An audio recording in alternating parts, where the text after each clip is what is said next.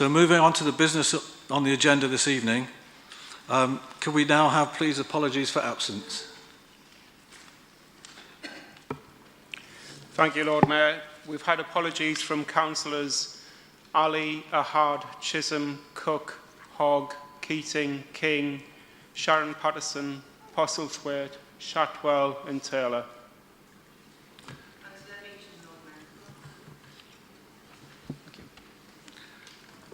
Thank you very much. If we move on to item 2, the minutes. Does Council agree the minutes of the meeting held on the 27th of June this year? Thank you. Official announcements. We were informed last month, sadly, of the death of former Labour councillor Margaret Watson, who was a Labour council member for Blakelaw Ward. On behalf of the city, I attended her funeral and met her family. And sadly, we've now been informed of the death of former Labour councillor George Johnson this weekend, gone. Funeral details will be circulated to all councillors. And may I now ask that we all stand for 1 minute silence as a mark of respect, please. Thank you.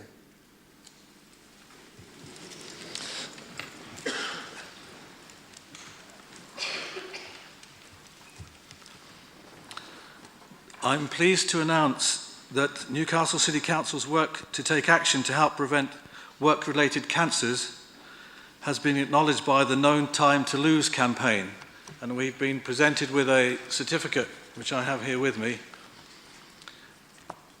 So I'm very grateful that we have achieved that, as we all are.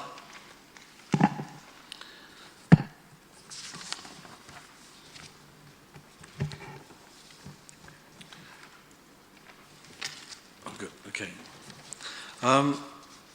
We have received one petition, and it has been will be submitted under the next item of business as part of an address to council that a member of the public has asked to make.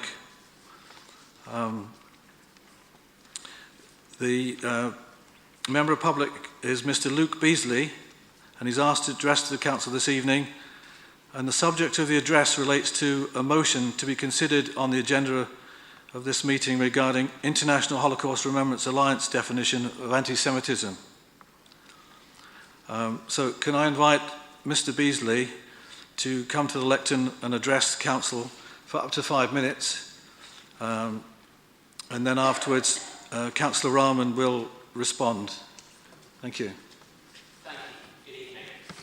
Firstly, I'd like to thank the Customer Services of the Council for offering me the opportunity to read the petition to you and to formally deliver it to the Council. As some of you may know, where this has been covered in the local press, it's been accompanied by a number of statements that we who put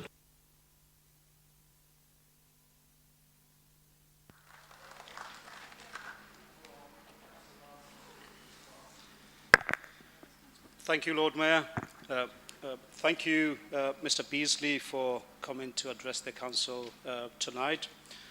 I know this issue has been a difficult process for many involved, and I hope we can all do our best to be considerate of those others tonight and going forward.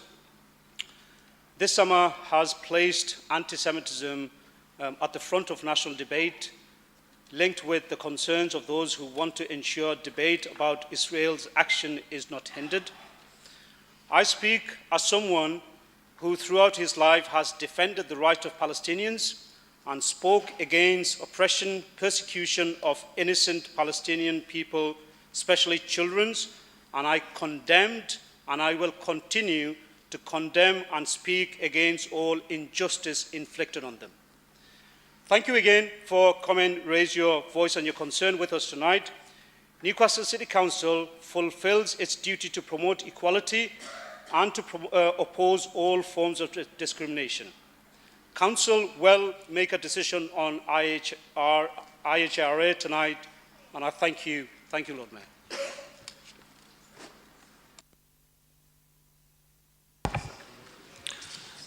I do apologise for the failure of our IT. I don't know whether you were planning to have any IT presentation. No? Oh, well, that's fortunate. Thank you. So I would like to invite you to come to give a presentation on the current issues as you see them for Newcastle. Thank you, and beyond.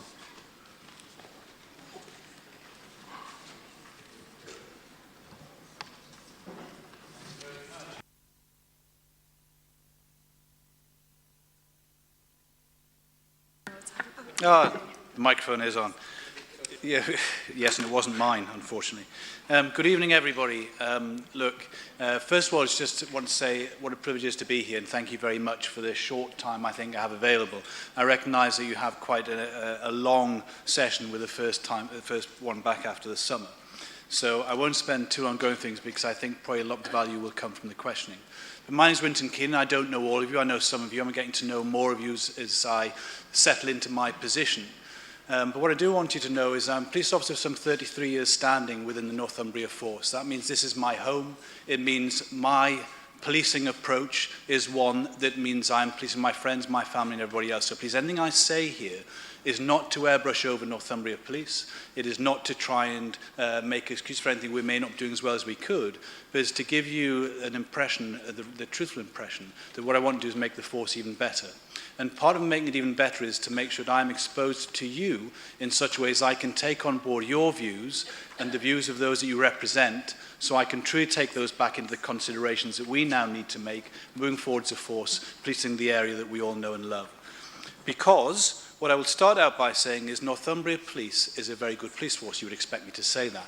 But that isn't just me saying it. When you look at the inspection reports we get from HMIC FRS, when the satisfaction survey data we bring in, people tell us we're a good force. And that's something that we should recognise across the North East, celebrate and build upon. And that doesn't happen by chance. It happens from the dedicated work of the workforce that you come into contact with equally as much as I do, operating in those neighbourhood teams who are consistently seeking to add extra mile under very difficult circumstances to the very, very best service to their communities. And the reason I say that is this. It's because those officers I genuinely can share with you from my professional approach, my professional opinion. I've been in the force for many, many years. They're working harder on your behalf than they have ever done. And they're working harder on your behalf because the challenges that they are now faced with are very, very acute. There's no doubt, we all know, policing is changing. The way that complexity of crime, the issues we are faced with, the fact that cyber-enabled crime is bringing all sorts of issues to us in ways that we never had before, is making policing very, very challenging with the demands that we are facing. And I'll go through a couple of those things that I think will probably be on some of the minds of the people in the room. Part of the increase in demand we're seeing, and I'm not going to throw figures at you all the time, but if I was to tell you that we have had a 20% increase in the number of 999 calls over the previous 12 months, a 30% increase in the 101 calls, it starts to give you an understanding of how many calls for service we are getting. And those calls for service are changing in their nature. I think I would probably surprise you if I was to say that actually out of those 1 million plus calls that we get, we only transfer about 150,000 of them into crimes. We actually get 45% that are calls for service that don't even become incidents for the police, but they come in to us because we are the first and last choice of service of resort. Issues such as mental health, we're pushing into space where there isn't perhaps the services that are there. It shows you the different things we are now having to deal with and the competing demands that we are faced with. And the reason I mention that increase in calls to service is because when I look out at you, I suspect that many of you may have had to ring 101. I won't ask for a show of hands, but I've had to ring 101. And I can tell you that you will probably have had some constituents or some people that you represent who've come to say, I can't get through the police on 101. We did have an issue, okay, being very honest with you. We had an issue with 101, which is the non-emergency number. To give you some reassurance that you can take back to those you represent, we identified a problem. It was actually born of a huge surge of activity and also some things we need to set in place to be better prepared. But we now have the situation where I'm very pleased to tell you that the emergency calls we get by way of 999, we're currently running at 100% success rate for taking those calls and answering with an average of 7 seconds. When it comes to non-emergency calls, we're now with the 101 calls, we're taking 96, 97% of those calls and answering within 35 seconds. Believe me, that is a huge change from the 70% we were answering before in the 1, 2, 3 minutes that you may have had shared back with you. So please, if you are able to take some reassurance back, and because we have sorted that problem and additionally enhanced the response we give by same place a customer service department who will take those calls and they'll do it as a one-stop shop. So that's, and I know that that's some of the concerns people have. Also concerns that some of you will be the increase in recorded crime that you keep hearing about. You may have heard some reporting in the media to say that we as the police will say, well, you know, an awful lot of that recorded crime, the 86% uplift in recorded crime we've had over the last 7 years is due with our increased recording practices, all our enhanced recording practices. Perhaps before I give an explanation in a little bit more detail, what I'd ask you to do is this. When you walk out of this door, do you feel that crime is 86% more than it was 7 years ago? Of course it isn't. I'm not going to airbrush out the fact there have been some increase in criminality, and I'll tell you the types of crime we're seeing rise in. But I assure you that an awful lot of the increase in recorded crime is down to either better recording practices or the confidence that people are now having come forward to report matters to us. And that should be seen as a hugely positive element. However, the reality is that, yeah, you know what, crime is increasing, particularly around offences such as burglary, some levels of theft. But please, if any of you want any more information to be taken back to people, come and speak to the officers or even speak to myself, and I'll give you reassurance around the fact that when you see a 300% increase in non-violent crime, it is because we are recording differently, because now social media, if there are threats on there, then we record them. But the type burglaries, things, they are an indication that crime is increasing. And I'm faced with the duty of making sure that my officers deployed in the right way try and counter those issues. Setting the scene for you, we have to understand that as we are all suffering financial cuts, the reality is that as a police, on my police budget, we've lost £136 million over the last 7 years. That cannot help but affect the way we go about doing business. Effectively, that translates to a reduction of over 1,000 officers and round about 900 plus police staff. That's a significant amount of people to take away from your workforce. So what we are having to do, and what I'm having to do on your behalf, is seek to find ways that we can use operating models of deployment of our officers to ensure they go to the right things at the right time and in the right numbers. What I give my assurance of is that we will continue to invest in the neighbourhood policing approach that has served us so very well in Northumbria, and that you will all be hopefully taking advantage of in the wards that you represent and the people that you represent and the officers that you know that are going that extra mile, that actually may well be coming to you and saying, can you please apply some pressure to the boss because he's looking towards trying to do things in a different way. Yes, I do have to, and I actually commend them in some ways for doing that, because they really do want to give you and their communities the very best service that they can. But when we look at the increase in complexity, things like modern day slavery, things like genital mutilation, things like increases with regard to all sorts of vulnerability and exploitation, not least of which child sexual exploitation. Actually, we should be celebrating ourselves where we've come together, the local authority and the services and the police, to introduce issues such as Operation Sanctuary, which have been a huge success and which have bucked the trend nationally, because we actually said we're going to challenge this head on. And as was commented upon in the Spicer report, where it said there's been no political correctness here. Northumbria Police have taken this on. They've used every measure they can, proactive and reactive, to try and address this problem. I assure you that's what we will continue to do and be very open about how we do it. But we have to get ahead of things. We have to start adopting a preventative approach, a problem-solving approach. That means we need to work better with you and with the local authority, getting under one roof, sharing information and doing things together in ways we've never had to do before. Things like the introduction of Safety Works, where we're giving that preventative messaging and the safety messaging to those young people in society who could be subject to vulnerability. And we are working very, very well together with many, many partner agencies Changing Lives to do those sorts of things. But some reassurance around the area that you represent. One of the things that we can sometimes suffer from in the North East is the national trends coming into the psyche of local people. We all talk about knife crime. We talk about this being a real epidemic. And it is a real epidemic in places. I think, however, you would probably all be surprised to know that I can factually tell you knife crime has reduced across the whole of Northumbria Police area, and most particularly a 30% reduction in the town centre itself in our nighttime economy. And those things don't happen by chance. And as I say, I'm not trying to over-exaggerate what we do as a police service, but we need to celebrate our success and take some confidence. You will have heard about a relatively recent murder in 2017 where it was said that we had a street gang problem in Newcastle. We did have an emergence of people who were coming together who were affiliated by a name. And that's something that we don't get in the Northeast. We do not have a street crime problem. We have very limited, actually, OCG activity, organised crime activity. But what we will do when those things happen, because they are unusual for us, we will sweep into action as we have done.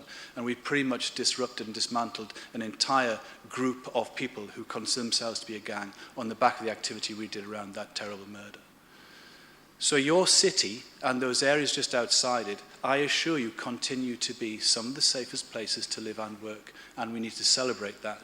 But what I need to share with you is we are facing challenges born of that reduction in finance that's forcing me and my staff and those officers that work with you every day to make some really hard decisions about how we go about doing business. And what I'm seeking to do is to find better ways of engaging with the community so we can be there for them in the ways they need us to be, slightly different visibility for some of the channels they operate on, come into us, such as the social media challenges, by way of electronic digital means which are much more accessible now.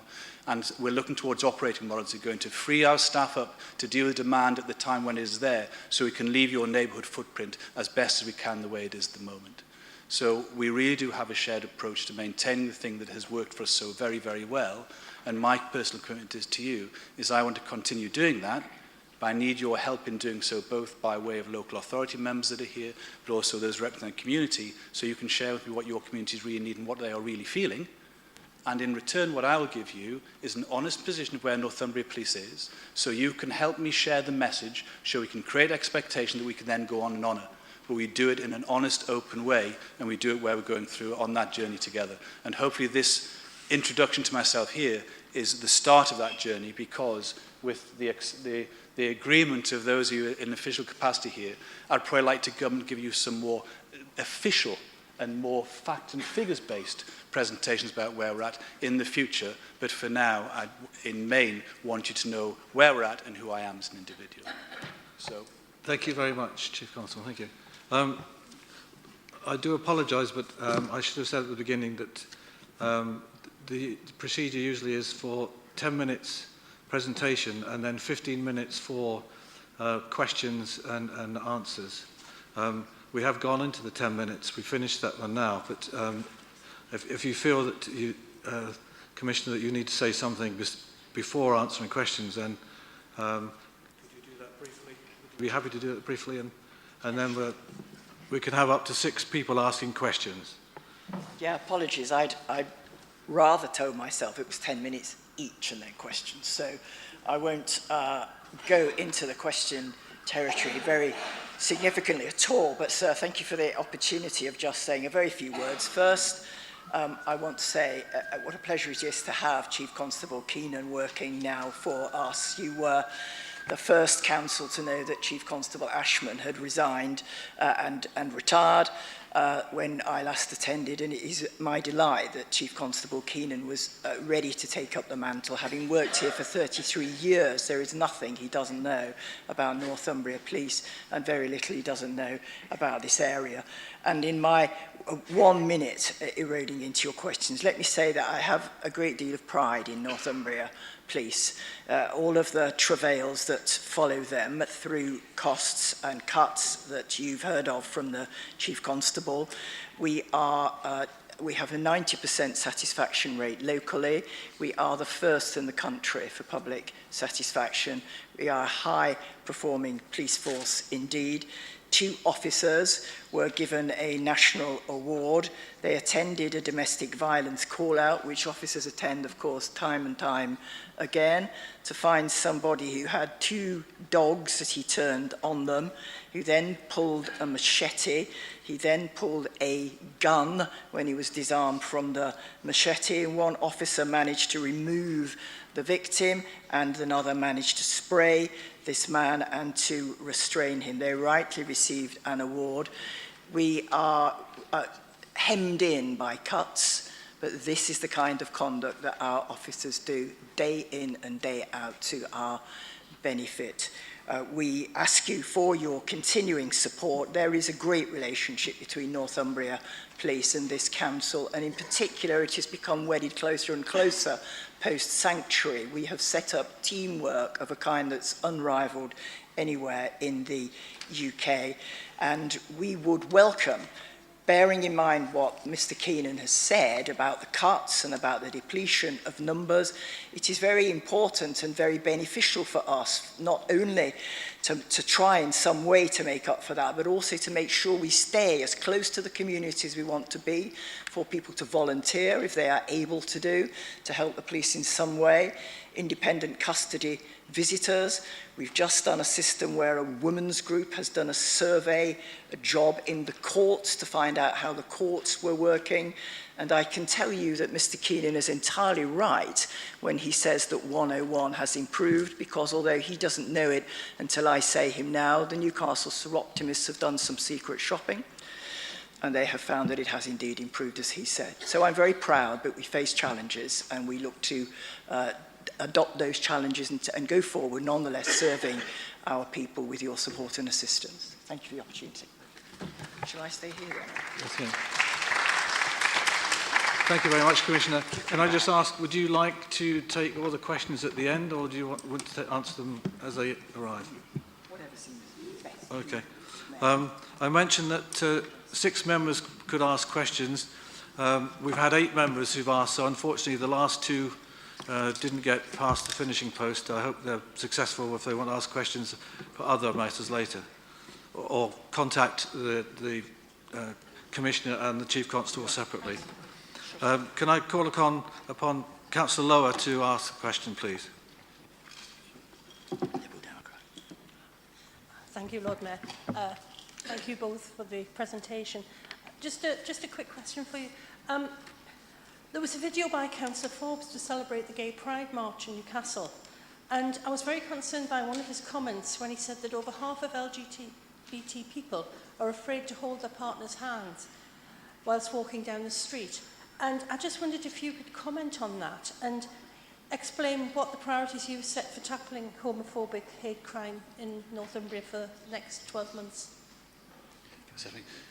Okay, I'm not aware of that specific comment, I'm afraid. But look, hate crime is a really invidious thing, isn't it? It's insidious, actually. And part of the neighbourhood policing approach that we take is to actually make sure we engage with as many hard-to-reach communities as we can. And I'm not saying the LGBT, which is what this seems to be focused around, is that. But we are now really starting to get some traction across the city, both inside the organisation and outside the organisation, as being a place that is a safe place to be, where people can indeed, and I'd be interested to speak to the councillor, who do you say, which the leader, and actually it would be interesting to perhaps talk about that and tease out some of that said, sorry, Sorry, just to clarify, Lord Mayor, what Councillor Lower is referring to is a national survey of LGBT people. Yes. Done, I think, by Stonewall, which said that more than half of LGBT people feel unsafe holding their partner's hands in public. Okay. That was the reference. Thank you. Councillor. It wasn't a quote that I gave directly. I was quoting from a national survey. Okay. So please. So what I would say is, it's something I don't recognise in the city centre. It's something I don't recognise in our force area. I'm not saying it doesn't happen, but we have really great community cohesion here.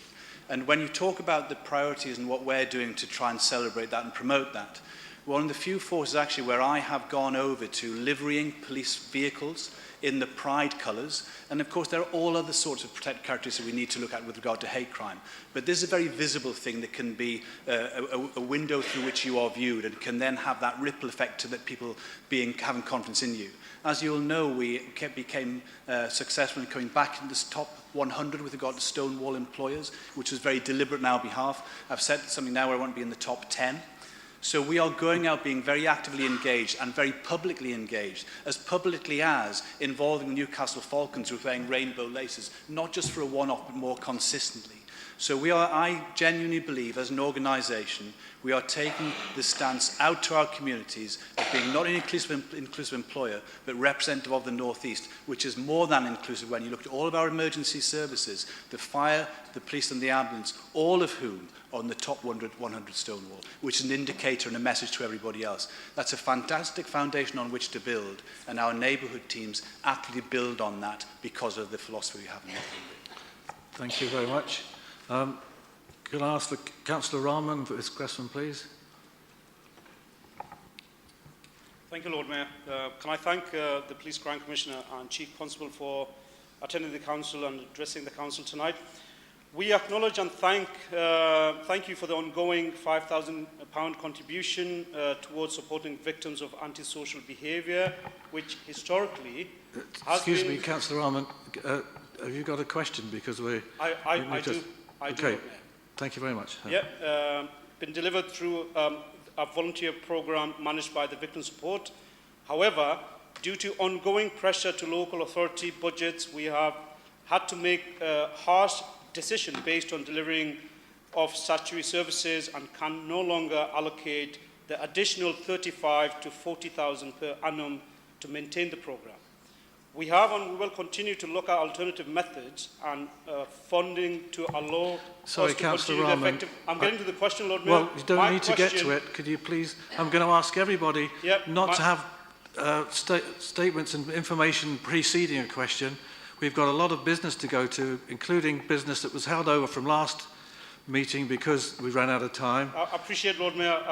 I just thought the Commissioner would appreciate the briefing leading to. My question to the Police Crime Commissioner is, if we cannot find additional funding or an affordable alternative way to support antisocial behaviour victims, will you maintain your commitment to ensure victims, including vulnerable victims, are put first and receive tailor-made support and harm reduction plans that meet their needs? For example, will there be any scope to increase the role of victims first to include victims of antisocial behaviour as a crime? Okay. Thank you, Lord Mayor. Thank you. Yes, we won't be able to bridge that funding gap, and that isn't really your question. It's a special scheme whereby we funded all the councils to get victim support engaged in training volunteers. The idea actually is that people who've been victims of antisocial behaviour and come through it can give support to other people who are currently suffering it also to come through. That started in North Tyneside, and it was actually North Tyneside's housing department who came upon this idea, and we got them to bring all the other local authorities in. So it's been a specific 5,000 per local authority that's gone to victim support through that route in order to fund that. If that just proves impossible to replicate and your own funding goes down, then there is still Victims First Northumbria, which, although it is technically required to do with victims of crime, is nonetheless got a body of volunteers who have suffered similarly to the people who we've used at victim support. So I feel reasonably confident. I'd like to discuss it more fully if the time comes that we probably can cope, though, as I say, we won't be able to bridge the funding gap. Thank you. We've had 6 minutes of the 15 so far, and let's please be brief and to the point about questions, otherwise we're not going to get 6 members able to ask their questions. Can I call upon Councillor Ashby, please? Thank you, Lord Mayor. I'll skip the thanks that I was going to give you. I'd like you to talk, if you will, a little more about officer safety. Dame Vera, you previously mentioned to me the several hundred body cameras that would be brought into service. Do you have sufficient to ensure that every officer, when facing the public on duty, has one? How often do officers go out singly, especially at night within the force area? And what's the furthest other officers have to travel to back them up? How many officers are sick? Excuse me, Councillor Ashby. I've counted 4 questions so far. Can I ask you to... I've counted... Now there's coming to 5. Can I try and answer very succinctly? Officer safety is a real thing for Northumbria Police. The whole well-being agenda, of which officer safety is a major issue. With regard to body-worn video, we know that it modifies all sorts of behaviour, both the people that the police deal with and sometimes on occasion the police officers themselves. A really good tool. We have a secured agreement with the Police and Crime with regard to funding, and we're going to uplift the number of body-worn videos we have, whereby every frontline officer will be deployed as soon as we can bring them online with a body-worn video. So we're increasing that number. The next bit that you had very quickly was distance. It's difficult to say. That comes the safe crewing policy. As you'd imagine, look, things are really tight with regard to money. We have to cover as best we can the public. Obviously, officer safety is of prime importance, but of what is even more important is the safety of the public. We always deploy officers with regard to a full risk assessment, but yes, they do go out singly. They don't tend to go out singly during the nighttime economy, between 10 o'clock in the morning and 3 or 4 o'clock in the morning. Sometimes that's inevitable, depending on the nature of the job, and it's very difficult to say how far people will have to travel, because we have rural communities as well as conurbations. In the urban setting, very, very limited mileage, but in the rural communities, sometimes it can take quite some time to go and support an officer. Indeed, that's part and parcel of the problems we're facing because of significant financial cuts that we have to Thank you. Can I make a suggestion that all councillors would be interested in the answers to all those questions that were given? If Councillor Ashby could send them to you by email. Absolutely. And then they can come back to Councillor Ashby and then circulate it to all the members of the council. Absolutely. Okay, thank you. Can I call on Councillor McCarthy, please, for the next question? Thank you very much, Lord Mayor. And please do both Chief Constable and Police and Crime Commissioner pass on thanks to your teams for their work. We really do appreciate it across the authority. My question is on shoplifting, which was raised with me by a small business in my ward recently. Their challenge, I think, is that the policy from the police response has changed. So I think my question is, can we reassure our small businesses across the city that those crimes will continue to be investigated? Thank you very much.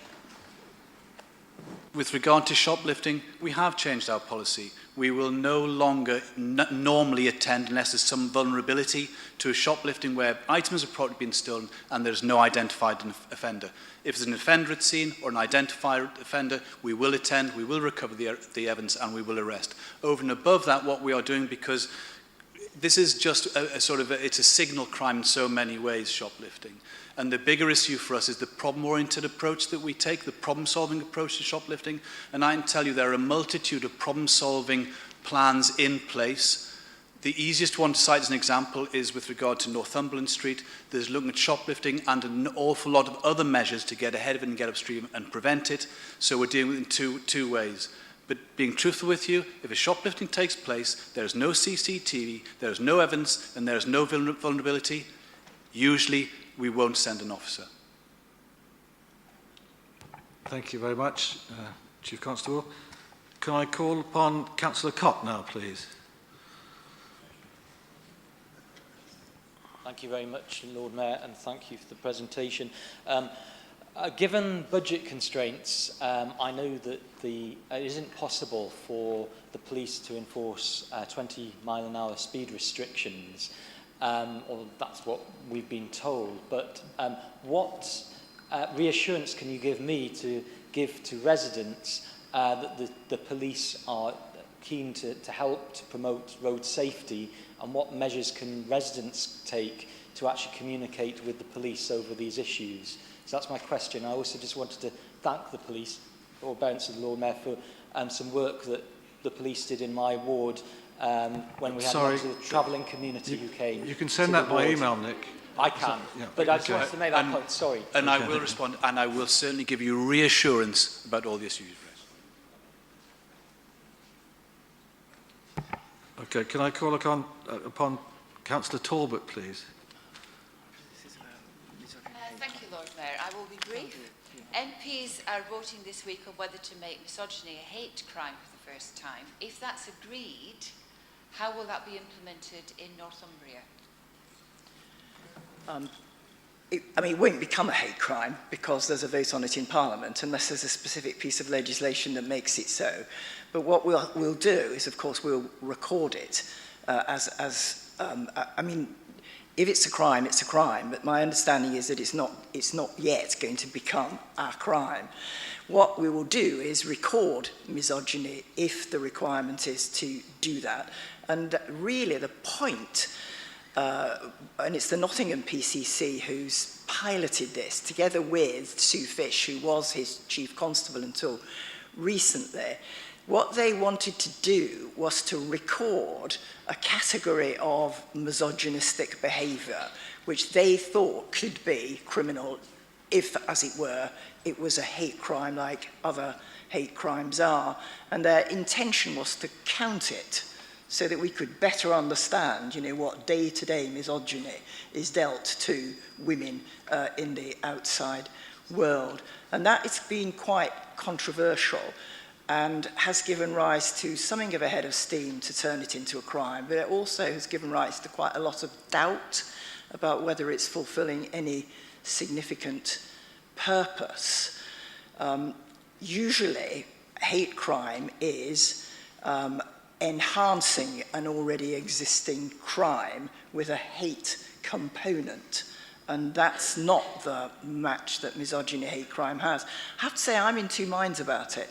I think counting it is a bit of a hostage to fortune because things like domestic abuse are not necessarily misogynistic, are they? So a man who is a domestic abuse perpetrator may get on perfectly well with his sister and his mother and the rest of his family and others. It's a particular victim that he's earmarked. And my fear is that by counting quite a narrow range of misogynistic behaviour, we have a hostage to fortune to some, quite strong men's groups who say that we're distorting the extent of anti-female crime. So I confess to being in two minds about it, but I'll follow what Parliament decides if it makes a decision. Thank you very much, Commissioner and Chief Constable, for that. And thank you, those of you who answered the questions. If you haven't had the ones you were going to ask, if you were called, answered in the course of this evening's presentation, do get in touch with the Chief Constable and the Commissioner, and I'm sure they'll answer the extra questions. Thank you very much indeed, and look forward to welcoming you back, Chief Constable, when you have the presentation you want to give. Thank you very much indeed. If we move on now to item number 7, the Standards Committee Annual Report 2017-18. Can I call on Mark Scrimshaw, the Independent Chair, to introduce the report for information? The normal rules of debate will apply. Mr. Scrimshaw, you all have 5 minutes to introduce your report, and then again no more than 6 members are permitted to speak under standing orders. And then Mr. Scrimshaw, you can give your observations on the observations that have been given on the report you're presenting. Thank you very much. Thank you, Lord Mayor. Good evening, Council. Thank you for inviting me, and it's very nice to be here again. I'm going to start with some thanks this time because I think they can get lost at the end. I would like to thank John Toffley and Helen Wilson from Legal Services, who've been manful, womanful throughout this past year, and Linda Scott and all her staff at Democratic Services, without whom none of our work would be possible. And I'd also like to thank all the councillors who've sat on the Standards Committee for their attitudes and their willingness to discuss things sensibly. I think it's been a huge boon. So thanks for that. This report really, there are only, I think, you'll probably catch me out with some questions, but I think there are only 2 big issues involved in this. One of them is the sanctions and what happens when a councillor ignores the sanctions that are passed.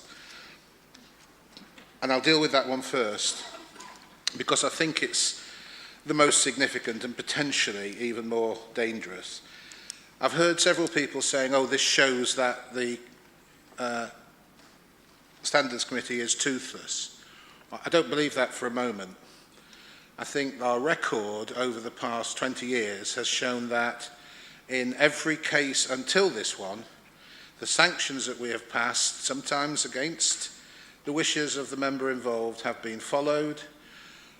Both political parties have been excellent in the way they've responded to those, and this case has shown up a loophole in what we can do. Now, if we're toothless, the council's also toothless, because neither of us could do much about it. This is based around the basic understanding of the rule of law. The rule of law works because people agree to it.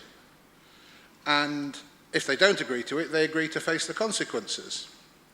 If somebody just says, no, I don't care what you say, and I don't care what you pass, I'm having nothing to do with it, there is, you're right, nothing we can do. Very little we can do. We're still kind of talking around what little we can do. And if we just hand it over to the council and say, OK, council, you do something, I'm not sure what you would do either. So I think we just have to face the fact that occasionally we become less than we would like to be.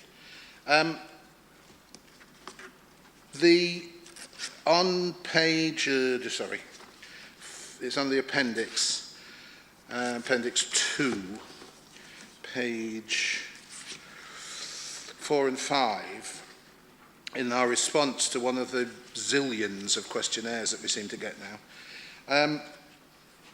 You will see that in the response, after the 9 bullet points, it says the sanctions are generally sufficient, given the given the importance of a council's reputation. However, there can be cases when the council is not concerned by such publicity, and therefore the sanctions available will not be a sufficient deterrent.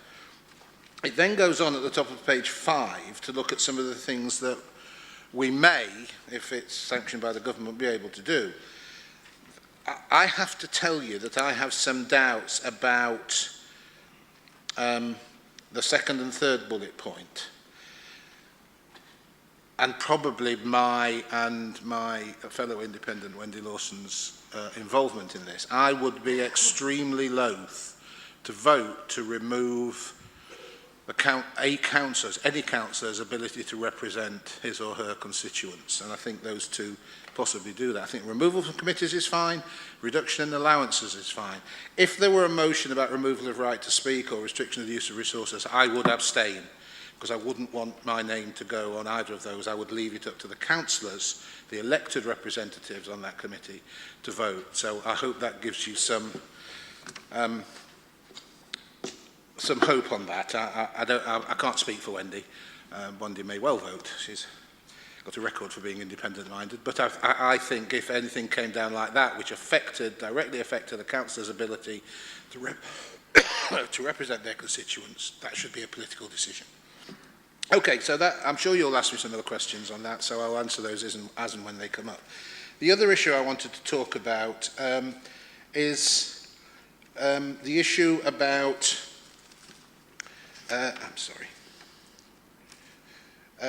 the ethical standards for providers of public services, which is paragraph 13.1. I haven't got page numbers on that thing, so I can't. And that is about, this has been a long-running discussion in the committee about what ethical standards companies that the City Council uses should be held to. Now, I believe very strongly that as more and more City Council services are provided by outside companies, then those companies should be subject to the same ethical standards as councillors and council workers. And I think we're inching towards that, hopefully.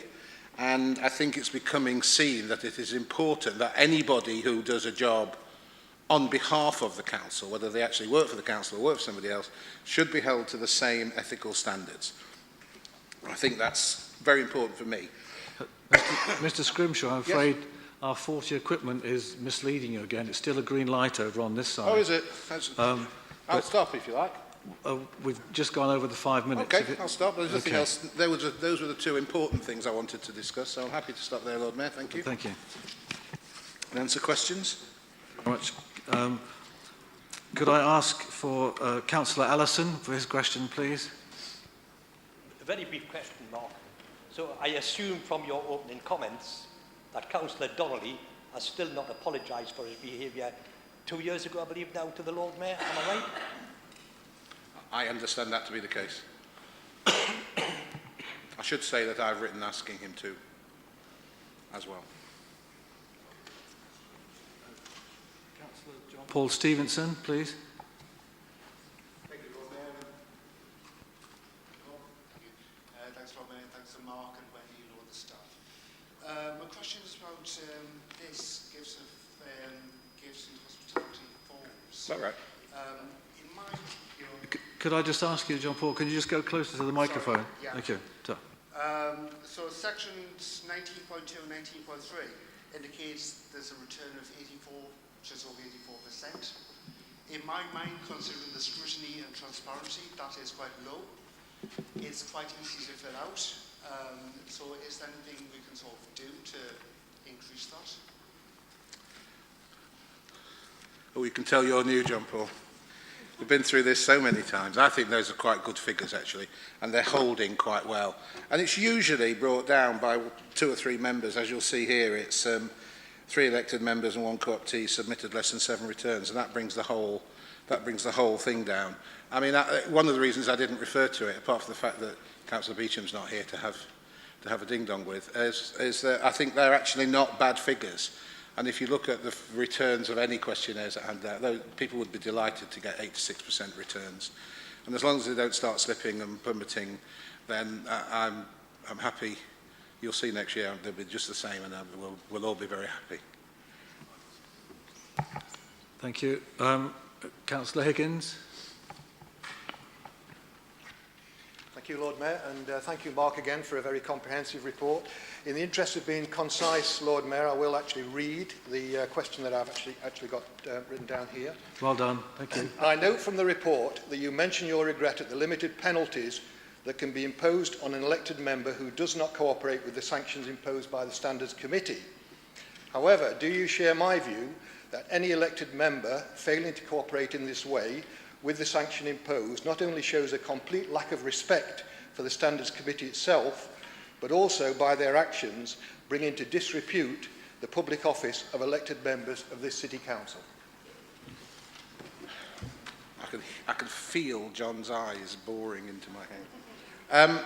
Yes, I think it shows contempt. I think it shows contempt for the council. Every councillor has signed up to the code of conduct and to adhering to its principles. So yeah, I do. My issue really is there anything we can do about it? The other question is really a question for council. Sorry. Unless I've missed, or I have missed a hand, okay. Councillor Ashby.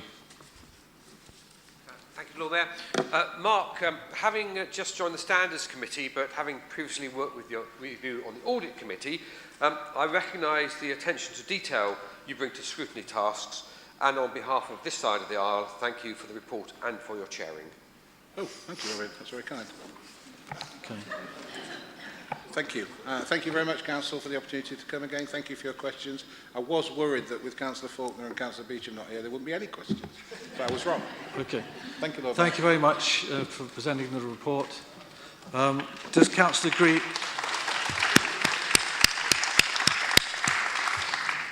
Does Council agree to receive the report? Thank you. Now we move on to item number 8. Reports referred from Council. The first one is the Council Delivery Plan. May I call on Councillor Forbes to move the report, seconded by Councillor McCarthy. Thank you. And again, the normal rules of debate apply. No more than 6 members, in addition to the mover and the seconder, and then the right to reply. Thank you. Lord Mayor, it's not Councillor Forbes, it's me. Sorry, I kept my head down. I did see him... moving this report, especially seeing he's not here to do it. Council, Lord Mayor, the report's been circulated well in advance of this meeting, and of course the report to Cabinet has been in the public domain since July. So with that, I will formally move the report and the recommendations that have been referred from Cabinet. Thank you, Lord Mayor. Thank you, Councillor Dunn. Can I call on Councillor McCarthy to second the report? Thank you. My light won't go off. I have to apologise.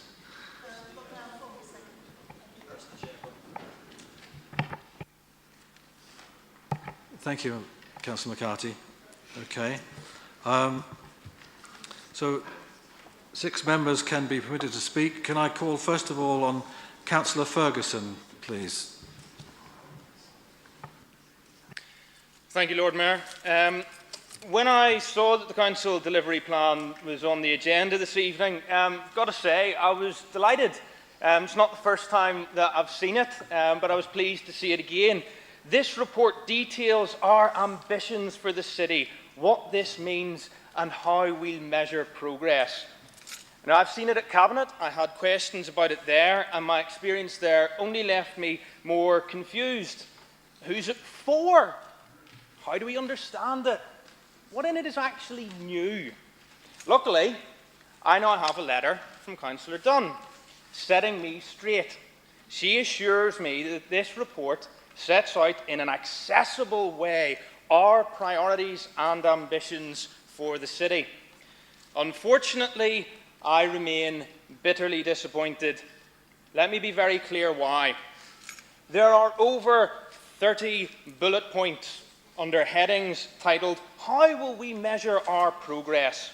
Not one single one has a target, a performance indicator, or any kind of indication of what good progress will look like if they do what they say they're going to do. Progress requires a sense of direction. They'll tell you, it's because all in their associated reports, they know what the numbers are, it's okay, just trust them. But how many sheets of paper is that they're expecting a member of the public to wade through if they want to understand how well the council is doing at delivering what it promises to us, the people of the city? That's not very accessible.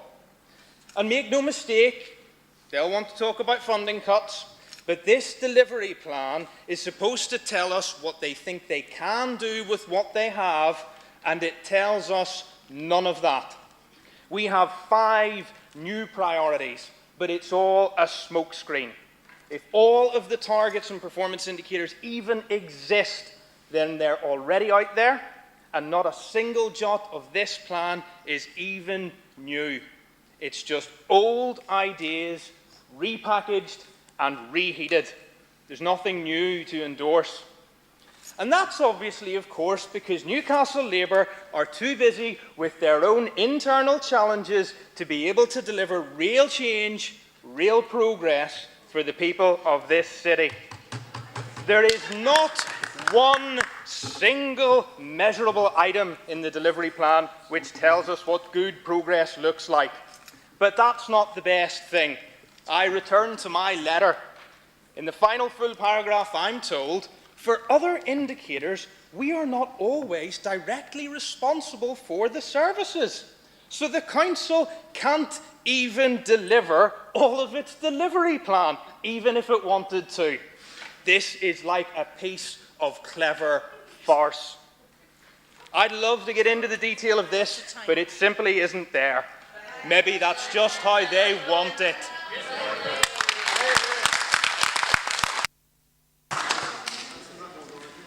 Thank you.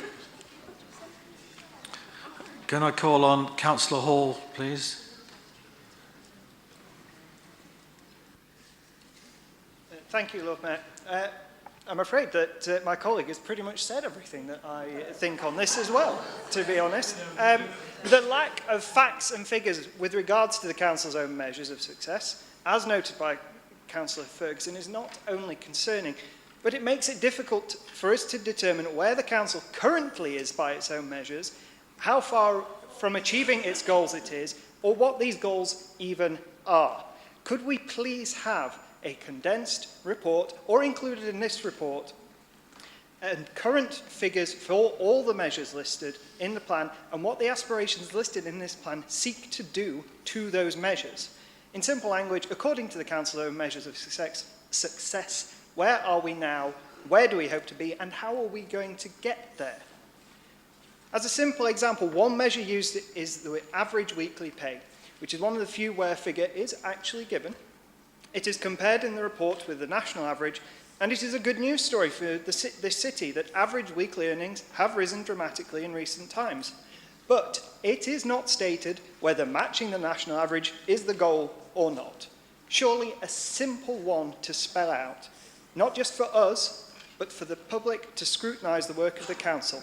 Can the council please pin its colours to the mast and state what success in this city would look like according to this plan, and allow us and the public to scrutinise how they are running this council?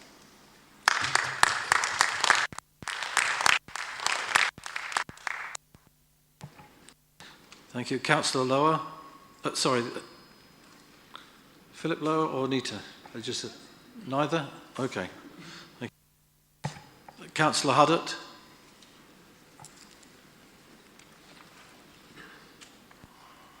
Thank you, Lord Mayor. There's one particular point that I wanted to raise with Councillor McCarthy, and it refers to the page 50 on education and skills. The second from the bottom bullet point talks about increasing the focus on the Troubled Families programme to maximise outcomes for families and our payment by results funding. And I'd like her to say something more about this, because my understanding is that scheme has finished and there isn't any funding. I was recently at a meeting in London where the former head of the civil service was there, and I had a chance to ask him about this, and he said, yes, it was a shame that it finished, because some places like Newcastle did well, but many other places didn't. That's why we've stopped it. Now, according to this, it's still ongoing, and we're still getting funding. So I'd like to know the correct version, please. Thank you. I have no one else indicating they wish to. Councillor Powers? Sorry, Councillor Dunn. Councillor Powers has just indicated he would like to speak. Okay. Thank you, Lord Mayor. I welcome the report. I think it is concise. 21-page report setting out the challenges that we face as a city, as well as a delivery plan and what we want to try and achieve despite the severe financial challenges that we're in as a city, continued financial challenges. And I know the other side of the opposition will be bored of hearing this, but it's the truth. Challenges that have been set upon us for the last 8 years now, started out by themselves in support of the coalition government, seeing cut after cut after cut placed against the city, continued financial pressure and challenges that have been imposed by the current Tory government. This is dire time for local government, but I think what this concretely sets out in a plain, simple to read, short way is what we want to set out as our ambition, the Labour administration's ambition for this city, of to drive it forward and ensure that we're not left behind, that we continue to be an international city that is thriving, not striving to get by, despite the forced cuts that we've been put upon us. And Lord Mayor, what I will take an absolute obsession, obsession, absolutely, but exception to, is to be told by an opposition member that we have no ideas, and yet not to put forward one single idea of what they would do differently. Just like today, they can't put forward an idea what they do differently, just like every budget meeting that we've sat here where we've had to discuss the crippling cuts that have been faced by this city, they come up with nothing to say that they would do differently. So by all means, accept your place as opposition, but at least have the decency to come forward with ideas of what you would do differently in the circumstances that we're faced if you're going to criticise us for at least having vision and ambition on this side. Yay.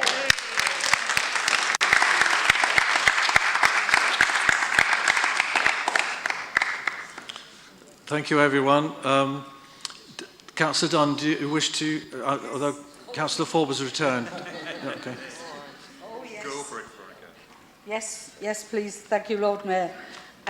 Lord Mayor, I listened to at least the first two questions with absolute incredulity, because it shows a degree of naivety that is just unbelievable.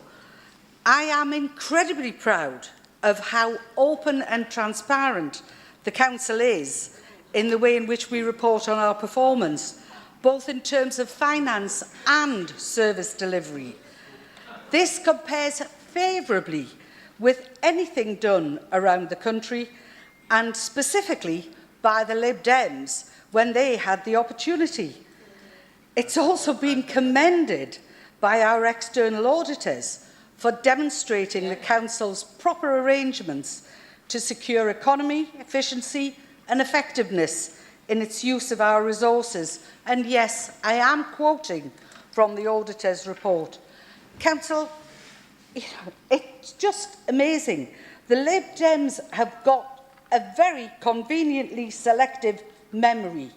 So yes, let's talk about those spending cuts.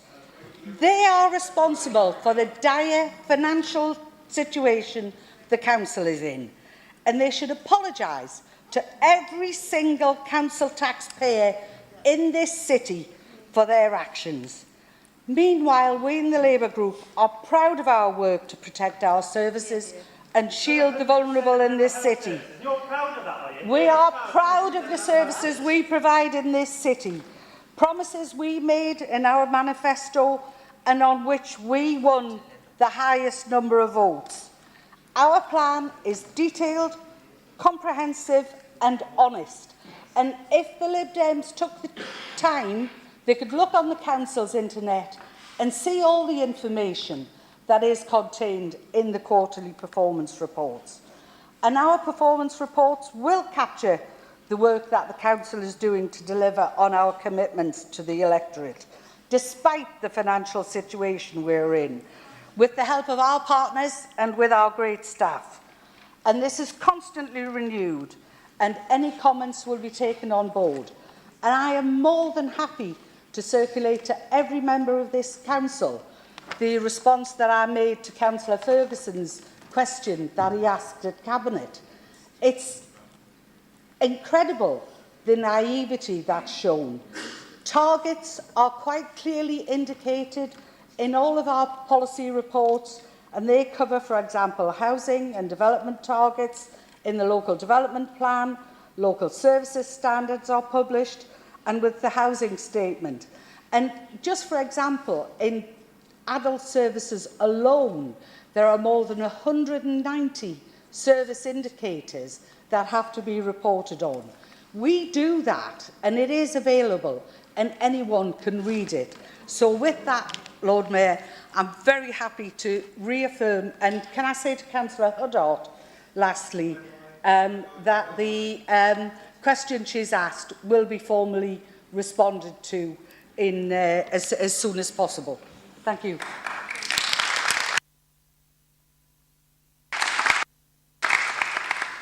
Thank you, Councillor Dunn.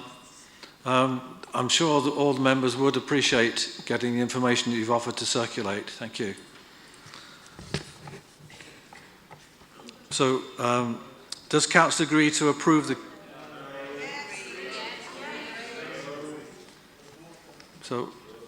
So we're having a vote on that. Oh, no. Not a... Okay. What? Oh, there we are.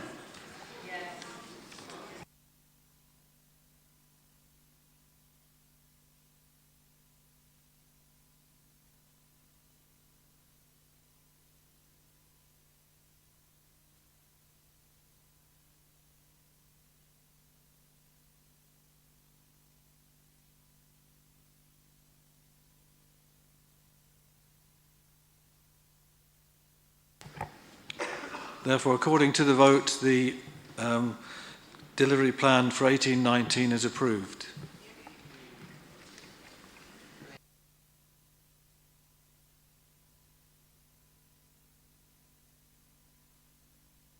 The next item is the proposed revised procurement procedure rules. Can I call on Councillor Dunn to move the report, seconded by Councillor McCarthy? Thank you. And again, normal rules of debate apply. Well, again, because the report was circulated well in advance of the meeting, I'll move the report and the recommendations, having carried out the annual review required by the Newcastle Charter. The proposals contained in the report have got a slightly longer lead-in time that will enable maximum effectiveness and joint working with our partners, in particular YHN, and utilising the new end-to-end management process recently introduced. So I'll move the recommendations, Lord Mayor. Thank you. Councillor McCarthy.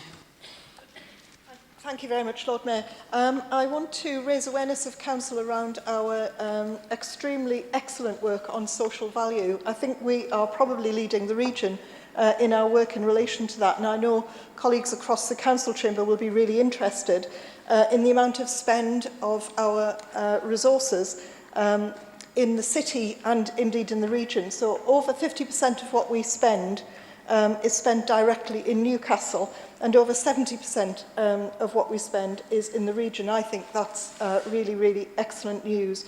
Across the North East, across the North East procuring organisation, we've saved in excess of £1 million, which again we wouldn't have done unless we were working in partnership with others, and thanks should certainly go to Councillor Dunn for leading that work. Lord Mayor, I'm very happy to move this report for Council's approval. Thank you. Thank you, Councillor McCarthy.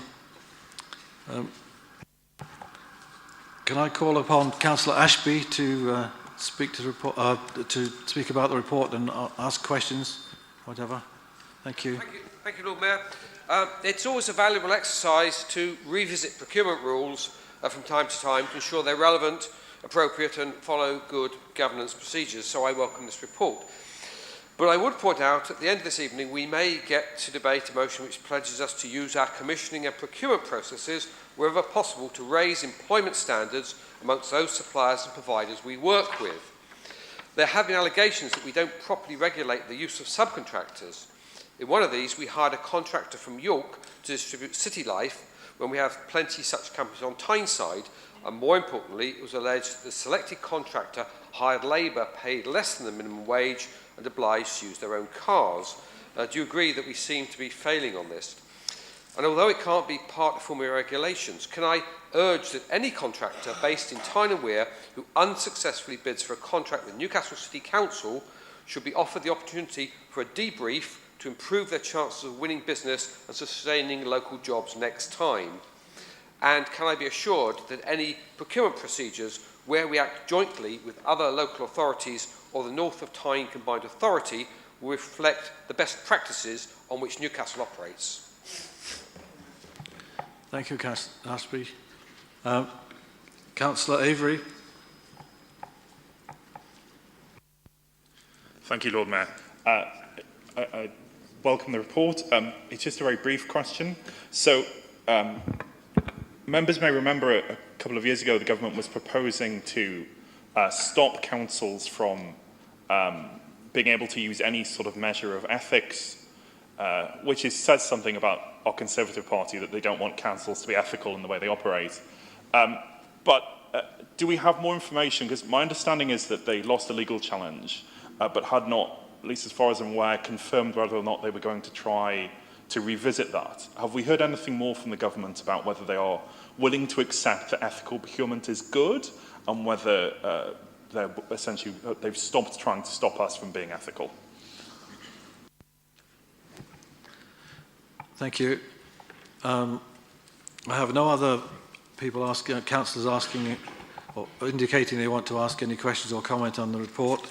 So can I call on Councillor Dunn to reply, please? Yes, thanks, Lord Mayor. As I said, I've moved the report and recommendations, but in response to Councillor Ashby, certainly the current procurement rules and the process that's followed sets out quite specifically what standards are expected of those who wish to either be part of our network of procurement or the services where we commission those services. So those standards are already set out. Where it is requested, certainly a debrief is always available to any person who tenders for a contract and is unsuccessful. I can't speak for any decisions that the North of Tyne Combined Authority might make. And as far as Councillor Avery's question is concerned, I think the whole question of principles and ethical standards is an excellent one. I will certainly make enquiries to find out. But as Councillor McCarthy referred to, we have had agreed through Cabinet and through Council the social value procedures that we set in place in order to ensure that we receive the best possible return for every pound that is spent by this council, both regionally and locally. But in terms of the specific point about the ethical standards, I don't know what the government is planning to do. They don't seem to be planning to do much at the moment, but I will certainly try to find out. Move the recommendations, Lord Mayor.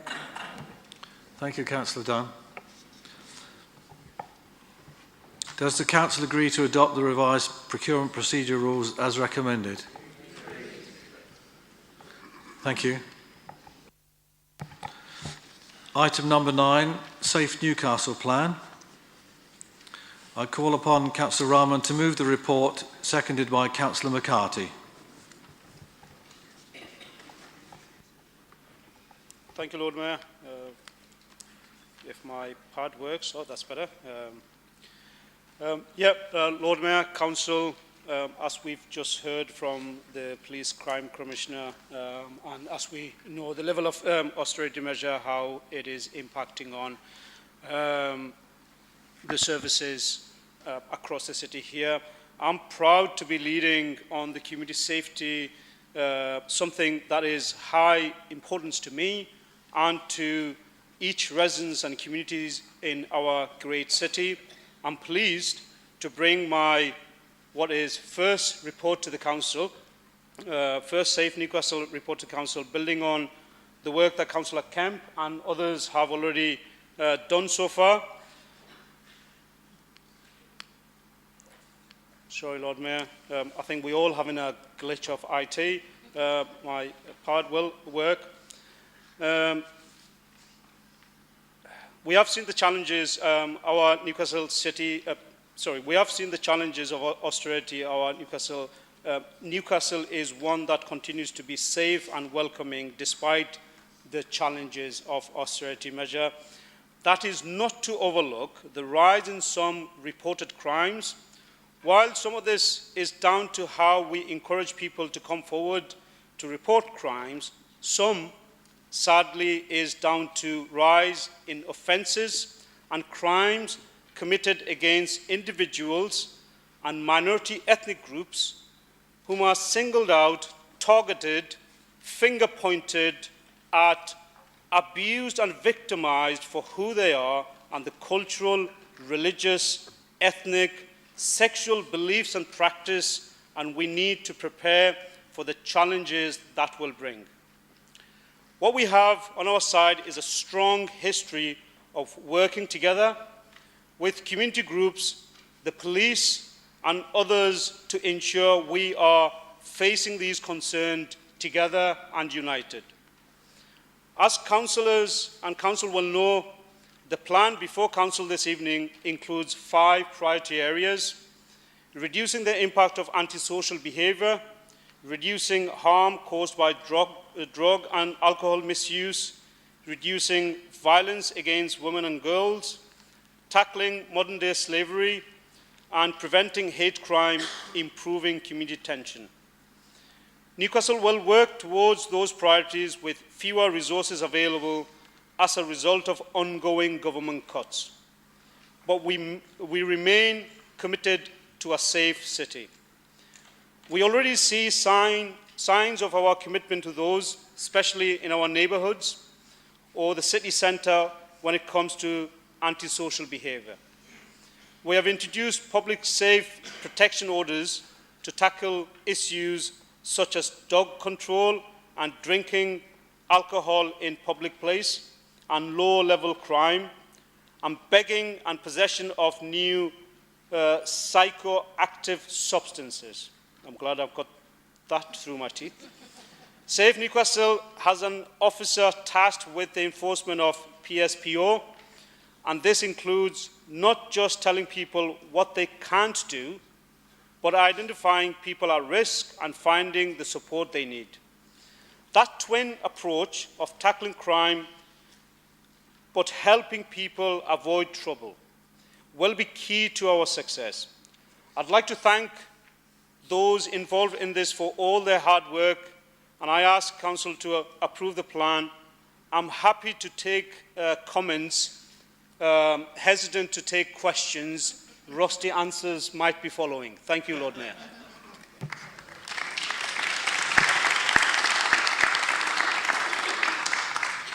Thank you, Councillor Rahman. Councillor McCarthy. Thank you very much, Lord Mayor, and thank you to Councillor Rahman for presenting the report this evening. Lord Mayor, I think the report is really clear. We heard tonight from the Chief Constable and the Police and Crime Commissioner that our city is safe. I think the report that is before us tonight sets out very clearly the priorities for us as a city, and bearing in mind that the Council can't respond to these priorities on our own. We've got to work with partners, not just the police, but obviously partners across the community and voluntary sector too. So we can't deliver on these priorities on our own. And I think, Lord Mayor, they're absolutely based on evidence, conversations, all that we know from our partners across the city. So I think, Lord Mayor, I'm happy to second this report for Council to approve. Thank you. Thank you, Councillor McCarthy. I've already had indication of seven councillors wanting to comment or ask questions. I'm sorry for the seventh person. You'll find out who you are, unfortunately, when I don't call your name. Can I call on Councillor Higgins, please? Thank you, Lord Mayor, and can I thank Councillor Rahman for presenting his report this evening. I know it can be quite challenging on the first occasion. He has actually touched on the topic that I wanted to raise, which is about the very topical issue about increasing levels of homelessness under the policies of the present Tory administration. And in fact, there's a really good article in the Guardian newspaper today saying, don't demonise beggars, it won't solve their problem. And I'll just read the question that I've got, and Councillor Rahman has mentioned this, that there is mention of the use of public space protection orders across the city to tackle issues of low-level crime and antisocial behaviour, and the measures to implement such orders. This has generated some concerns and adverse comment about the possible harsh and insensitive treatment of the homeless and others who might feel marginalised from society. And I think Councillor Rahman's already answered this, but I'll ask the question anyway, that could the Cabinet member therefore reaffirm our commitment to a balanced approach in dealing with the problems faced by such individuals in a constructive and sensitive manner that both addresses the problems that they face and helps to integrate these individuals back into wider society. Thank you, Lord Mayor. Could I just say, I'm sorry for your short-term memory loss, Councillor Higgins, but if you've already, could you answer that? Next question is statement is from Councillor Lower, please, Anita Lower. Thank you, Lord Mayor. Before I start, can I just congratulate my colleague, Councillor Ferguson, on his maiden speech. Unfortunately, it isn't mine. Just one thing I wanted to ask about, and that was on page 82 about violence against women and girls. I was just wondering if we've applied for any of the government funding which is available, and because there is a lot of money out there that the government wants to give away, and we should, I hope, as a council or as an authority, be looking at that. The other thing is, I was just wanting to say, have we commented on the domestic abuse bill that's currently being prepared, especially about transferring responsibility to councils for homelessness and for victims, but without the funding to come with it? The paper is out there at the minute, and I've done some of this through the LGA, but I really think as a council we should be very proactive in saying that yes, we'll do the work, because we also do it very well as we do, but we need to be funded properly for it. And finally, I'd just like to say congratulations for your first report, and as usual, Safe Newcastle are doing a fantastic job. Thank you. Thank you, Councillor Lower. My conscience is just pricking me, so I do apologise, Councillor Higgins, for my comments. Councillor Holland, please.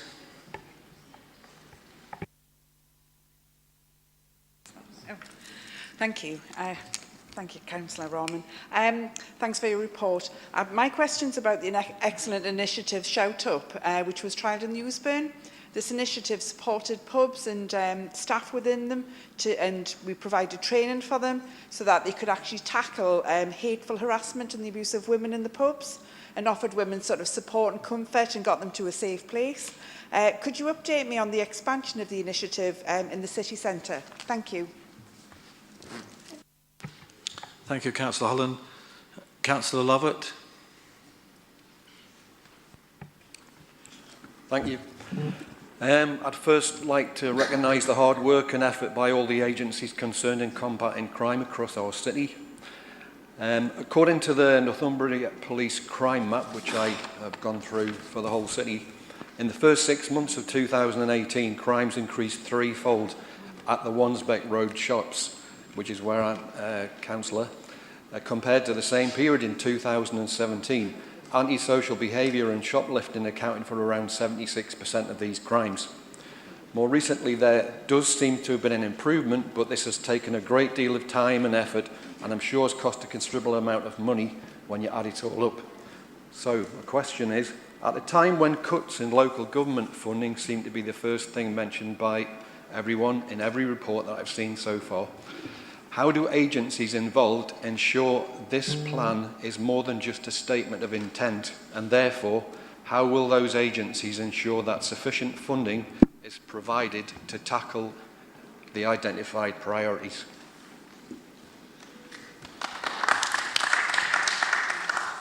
Thank you, Councillor Lovett.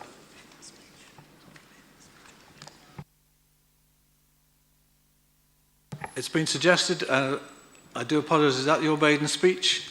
Yes. It is. Well, thank you very much for that. And I do apologise to other councillors who had maiden speeches that I missed it from the chair here. Can I have Councillor Byrne, please?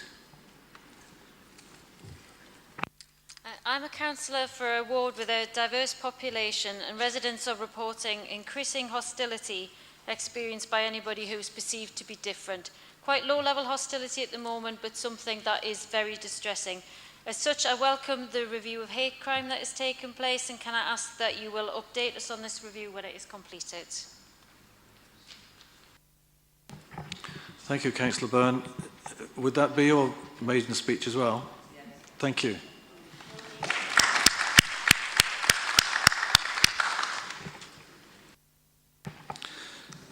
So can I call on Councillor Rahman then please to respond to the... I'm afraid you're number 7, Councillor Schofield. I do apologise. Did I press that? Thank you very much, Lord Mayor. I did tell the Council this is my first attempt at reporting, so I'm scribbling away, so bear with us as I go along. Councillor Higgins, yes, if I've partly answered your question, I've taken a note of the question. I'm more than happy to give you an in-depth answer, if that's okay. Councillor Holland specifically asks about the Shout initiative. I must say I was proud to be involved with that.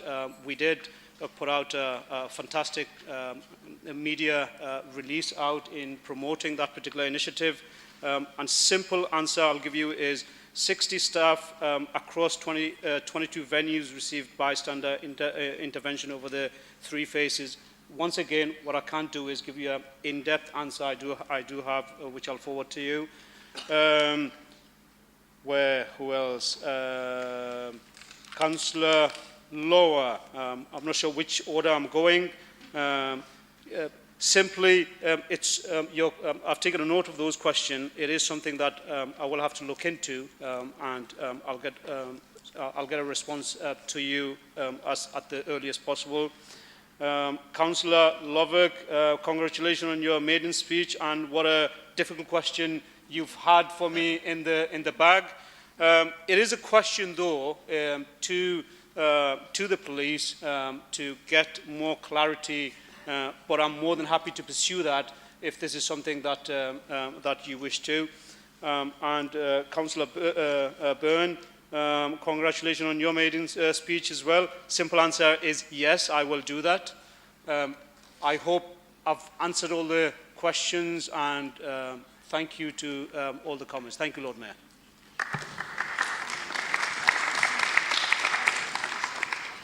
Thank you, Councillor Rahman. Is the report agreed? Thank you. On to item number 10, update on Newcastle City Council's petitions scheme. I call upon Councillor Allison to move the report, seconded by Councillor Powers. Thank you, Lord Mayor. I'll be very, very brief because we have still got a lot to get through on the agenda, Lord Mayor. The report that's in front of people tonight goes through the petitions as it is now mainly. The big change is on page 93, and it's the petitions that pause full council debate. At the moment, the rules are there within standing orders, which says it has to be 2,500 signatures, and it does, in a woolly way, say most of them must live or work in the city. There was a petition came to council, I think it was May or even April, which had 8,500 signatures on. There was only 274 signatories of them 8,500, which bore any resemblance to living in the region, not just in Newcastle. So a Constitutional Committee have looked at tightening that up. We haven't got an issue with petitions coming to the council, as you can see within the report. But if a full council debate is to take place with a petition, it still has to trigger the 2,500 signatures, but it gives the officers a chance to then vet the number of signatories and where they live. If they live in Newcastle, work in Newcastle, play in Newcastle, or educate in Newcastle, then they can sign that petition and we'll debate it at full council. But if they come from Germany, Brazil, and other parts of the world, I'm sorry, it will not come for a full debate. The petition can still come in, it will still get a response from the officers and from the cabinet member, but it will not institute a full debate at City Council. The other thing I need to say is that we have a review of standing orders of council being looked at by a subcommittee of constitutional, and there may be some other changes to the petition scheme as well. At the moment, petitions come in on a Monday before City Council, which I think is unfair to the cabinet members and to the officers to try and to get a response together. So the deadline for the City Council meeting at the moment is 7 days before, so I don't see why petitions shouldn't come in 7 days before as well. That will come at a later date, but that's the main change within this. But it does give members and public an idea of how they can present petitions. We're not trying to stop them, they can present them, and there's a proper way forward. Hopefully that we can get on with it. Okay, that's fine, just get on into it. Thank you, Councillor Allison. Councillor Powers. Thank you, Lord Mayor. Yeah, it should be a fairly straightforward change. It's something that we've had an opportunity of Constitution Committee members to be able to have a discussion about. I do think all members would agree that we've had some petitions about the most minute things here in the city that have been signed because of social media, because of the power of petition platforms by people from the four corners of the globe. We've had ridiculous ones about, someone from New Zealand signed a petition about a road traffic junction in the middle of a small neighbourhood. I mean, these aren't necessarily things that those individuals are affected by. So we're simply trying to ensure that it's Newcastle voices that are heard through the petition process and in the decisions that we take and think about here in the Council chamber. So I move the report. Thank you, Councillor Powers. I have no indication from anyone that's been noticed to speak on this. So can I just ask, does the Council agree the recommendations of the report? Thank you. Item number 11, Scrutiny Annual Report 2017-2018. I call upon Councillor Anita Lower to move the report, seconded by Councillor Holland. Thank you, Lord Mayor. I'd just like to start by saying thank you to everybody who's contributed to scrutiny in the past year. I was going to go through them all, but there is a list on page 107 of the report.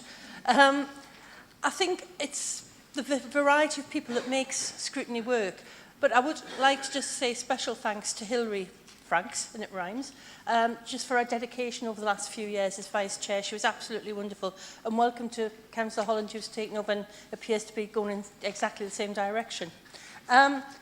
We have had, I just want to let people know that I've now started to have regular meetings with the Chair of Audit Committee to establish some sort of formal exchange of information and to identify the, how can I put it?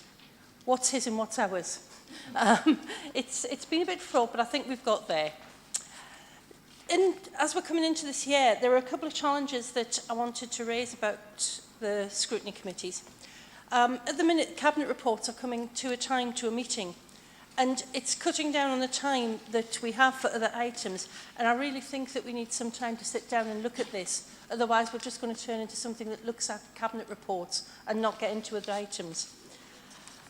There's also, just for information, to show you how good our scrutiny committees and scrutiny process is, the Ministry for Housing, Communities and Local Government is going to publish updated updated statutory guidance, in December this year. And we've been invited to a roundtable event because of our effective record with scrutiny to give them our best practice. It's going to cover numerous issues, and it's also going to include how we scrutinise outside bodies and the ability to scrutinise and access information. The other thing that we're also looking at, and I think it's something that we need to consider, is the role of scrutiny in examining local risks to financial sustainability. So there's lots going on, and I think my final word goes to I was going to call him the Frank Sinatra of the Lib Dems, to Councillor David Faulkner, who, of course, for many years has been a councillor and chaired the Finance and Budget Scrutiny Committee and did a really good job and has gone, but now is replaced by Councillor Hall, and thank you to everyone. Thank you.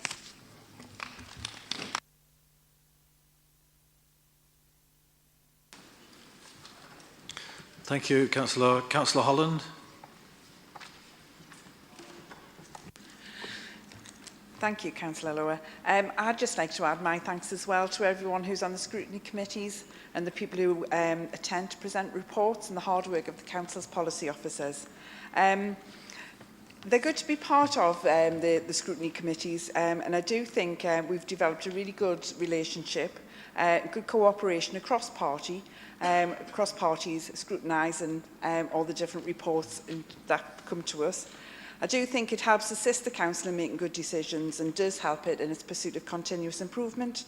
And I'd just like to encourage people to attend the meetings because they are open to the public. So if there's something there that's interesting people, do bring along board members and get involved. Thank you.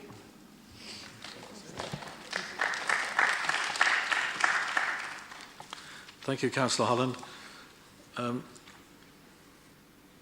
Councillor Huddart, you've indicated that you wish to speak to the report.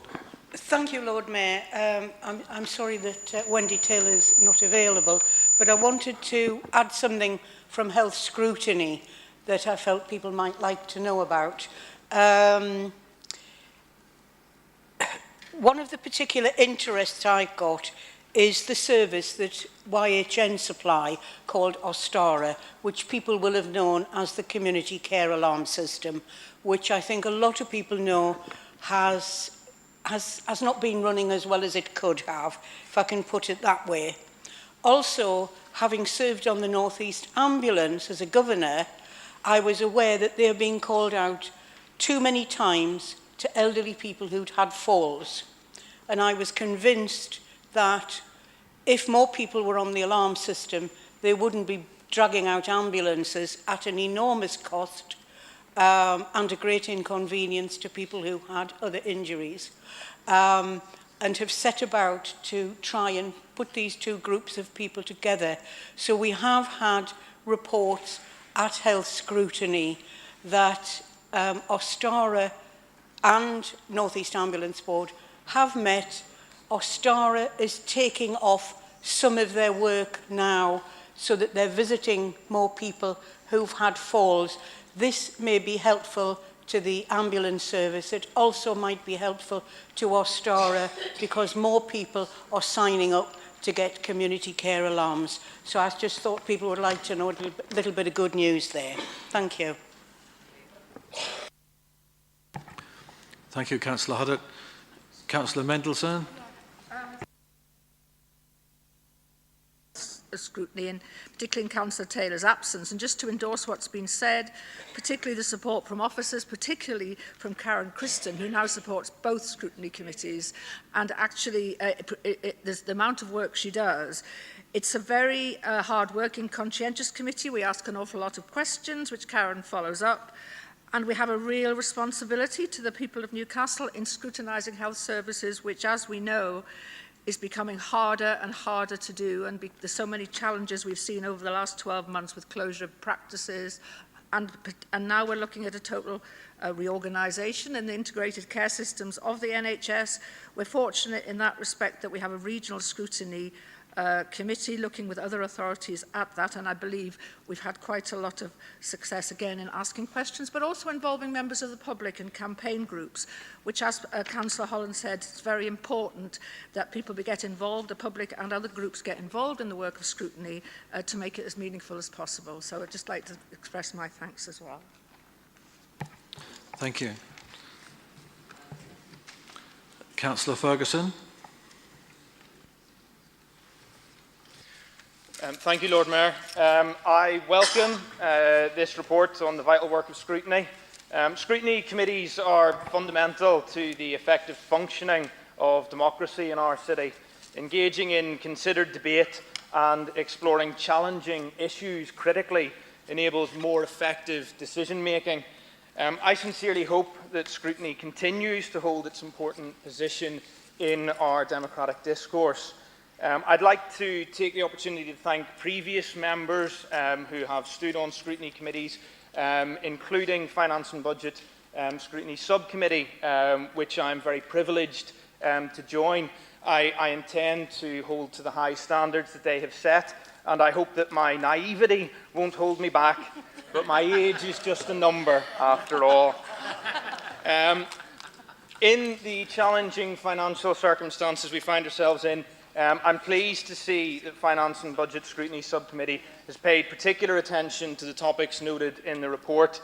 I hope we will continue to scrutinise performance dashboards, interrogate the budget and examine our planning for the challenging social, political and economic circumstances currently due to hit us in March next year.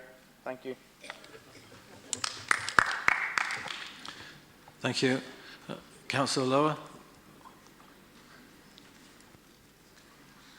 Just thank you to everyone, Lord Mayor. I hope that people continue to be interested in scrutiny and to come along, and we will continue to be as good as what we always are. Thank you.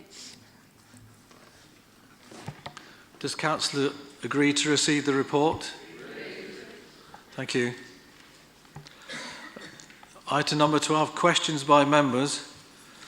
We have received 2 questions marked for oral reply, which are under Standing Order 9A are deemed to have been put. So may I first of all call on Councillor Kemp to reply to the question from Councillor Gordon. Thank you, Lord Mayor. In the current climate of financial austerity, which of course is a political decision taken and supported by the party opposite, there's been an impact on operational resources available to deliver frontline services, a key priority for this Council and this Labour administration. Therefore, our response times have been aligned to the resources we have available. Additionally, there's been a huge backlog of requests to be met and service standards were amended to reflect this. The Council replaces approximately 18,000 bins and caddies annually, which has a cost of purchase of £200,000. We've recently implemented new bin delivery arrangements, while we are confident we will clear the remaining backlog and reduce delivery times. After a period of monitoring, we will also have a more accurate assessment of what we can achieve, and then we'll review the current service standard. We do have in place new arrangements and are confident they would ensure that all of our service standards are met and improved upon. The initial backlog was cleared, however, this issue was compounded by our supplier having extended their delivery timescales due to an increased demand nationally and resolving some bin quality issues at their product end. I reiterate the point that the Council wants residents to recycle materials that can be reused, composted or recycled, hence the review of the waste strategy and our inaugural attempt at creating the Waste Commission with the recommendations out, all of which focus upon recycling as a city. As an alternative in the interim, residents, by the way, can use their local household waste recycling centres and local supermarkets to ensure that recycling is carried out. Thank you, Councillor Kemp. Do you have any supplementary question, Councillor Gordon? Thank you, Lord Mayor. What I would like to ask Councillor Kemp is, what action is the Cabinet member taking about the problem of cleansing operatives who, instead of tipping glass contents of black caddies into the correct hoppers, throw them into the truck where they're mangled, destroyed, adding to the city's problem with glass collection and contamination?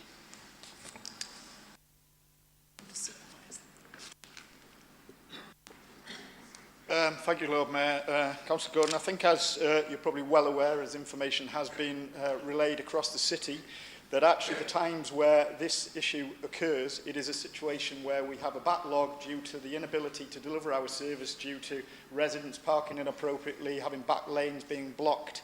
And actually what happens is the service vehicle services those streets, and at the point of collection and at the recycling centre, the glass is segregated at that point. So it is actually managed and we are dealing with it. But there is a huge issue here actually about the collection, the delivery of which it's delivered in, and we are reviewing the whole of our recycling services, as you know, which also includes the rollout of communal bins, looking at where it's appropriate, the collection of glass and segregated materials. Thank you. Councillor Higgins has a question as well. Thank you. Yes, thank you, Lord Mayor. It is a brief supplemental to the question that's been raised. I just wondered if Councillor Kemp would like to join me in reiterating the extent to which financial cuts imposed by the current Tory government and the previous coalition government, in which the party opposite played such a significant role, have impacted on our ability to deliver environmental services. And would Councillor Kemp also join me in congratulating our staff members in the city for the wonderful manner in which they have met this challenge in recent months? Thank you, Lord Mayor. Thank you very much, Councillor Higgins. I will address the second point first. I think on a regular basis I'm proud to represent the frontline workforce of this City Council. I think they do an exceptional job in extremely difficult circumstances. I think frequently this service is seen as a political football by a one-legged player on that side of the forum. Ultimately, what we need to do is get behind our workforce. We need to support what they're doing. I think there's a lot of activities that can be done in the local communities. There are lots of initiatives that are actually undertaken by community groups.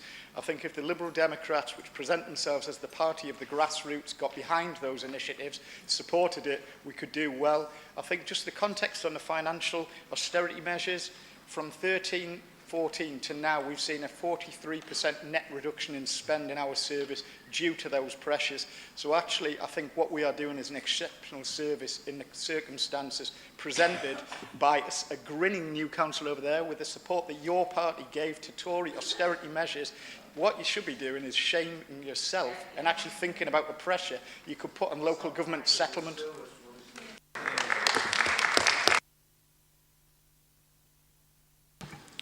Thank you. We move to the second question. Can I ask Councillor Casey to reply to the question from Councillor Cott, please? Thank you. Detailed discussions with parents on the Ofsted Send report are due to start next week. However, initial steps around that process have had to take into account the timing of the publication, very close to the school summer holidays. I understand as well a scheduled parent-carer forum did not go ahead as planned. Therefore, consultation will take place early next week. Thank you.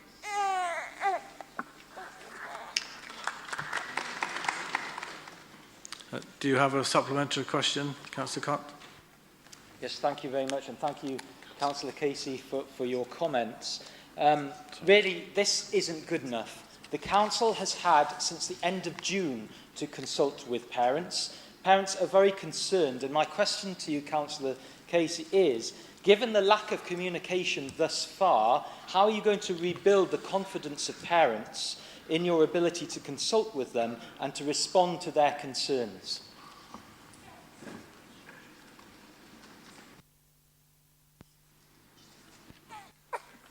Thank you, Councillor. I understand that the timing of this is very unfortunate, but we do talk to parents in the Parent-Carer Forum and in other parents' groups all the time on a variety of issues around SEND. So I hope that they will continue to work in partnership with us, as we very much need them to. As you will have seen from reading the Ofsted report, it's really important that we work with parents and with children with disabilities on the issues that they're facing the city today, and that holds true for our partners in health as well. Thank you. Thank you. I have two supplementary questions from other members of the Council. First, Councillor Kingsland. Thank you, Lord Mayor, and Councillor Casey. Welcome to Seamus, to his first council meeting. I understand there are some specific initiatives that are in place at the moment to widen engagement with young people and families through schools, through Beadburn, and the eyes and ears of our frontline staff, who were particularly praised by Ofsted. And I wonder if you could expand a little on that, please. Thanks. That was a question. I asked her to expand. Thank you, Councillor Kingsland. And as you say, there are a few different initiatives taking place at the moment. We've commissioned the service to help us engage with a wider variety of parents and children with disabilities. There's also children and young people's inclusion conference planned for mid-December. Earlier this year in June, unfortunately before the publication of the Ofsted report, which the timing of that wasn't down to us, there was an inclusion conference which a number of partners were present at, including schools and people from the voluntary sector. As well as that, you mentioned Beadburn, which is our short break service for children with disabilities. The management of that, including Michael Briggs, is working to engage more people who use Beadburn with Voices for Choices, which is our Children in Care Council. So there are many really positive things taking place in the city. We also have the sector-led improvement model for schools, which is bedding in nicely. That as represented by the Promise Board, has a subcommittee on SEND, which is looking like it's going to be a really positive addition to the city. Thank you. Councillor Ashby. Thank you, Lord Mayor. I'd like to ask, drawing on family experience, about the support our schools give to children with special needs such as autism.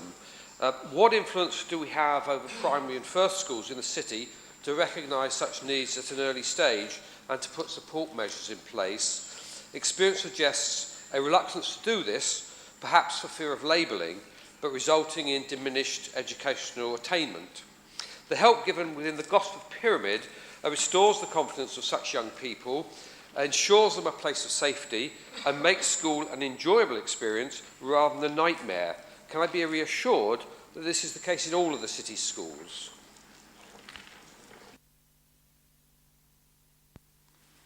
Thank you, Councillor Ashby. While not every young person is identified as early as we would like, and that's one of the things that is highlighted in the Ofsted report, there is a lot of work going into identifying young people as early as possible through midwives and health visitors and the school nursing service. And we certainly look to all our schools to provide that support that you mentioned is present in the Gospels Pyramid. And at a low level that can be provided in school, there's the option of going for an education healthcare plan if that need can't be met within school. However, we're open to the idea of, we're not trying to restrict the number of education healthcare plans in the city. We're happy for people to apply for that, whether or not they need the additional support. Basically look forward to working with councillors in the implementation of the Ofsted plan, which will go to the appropriate bodies and then will be published hopefully in the next couple of months. Thank you.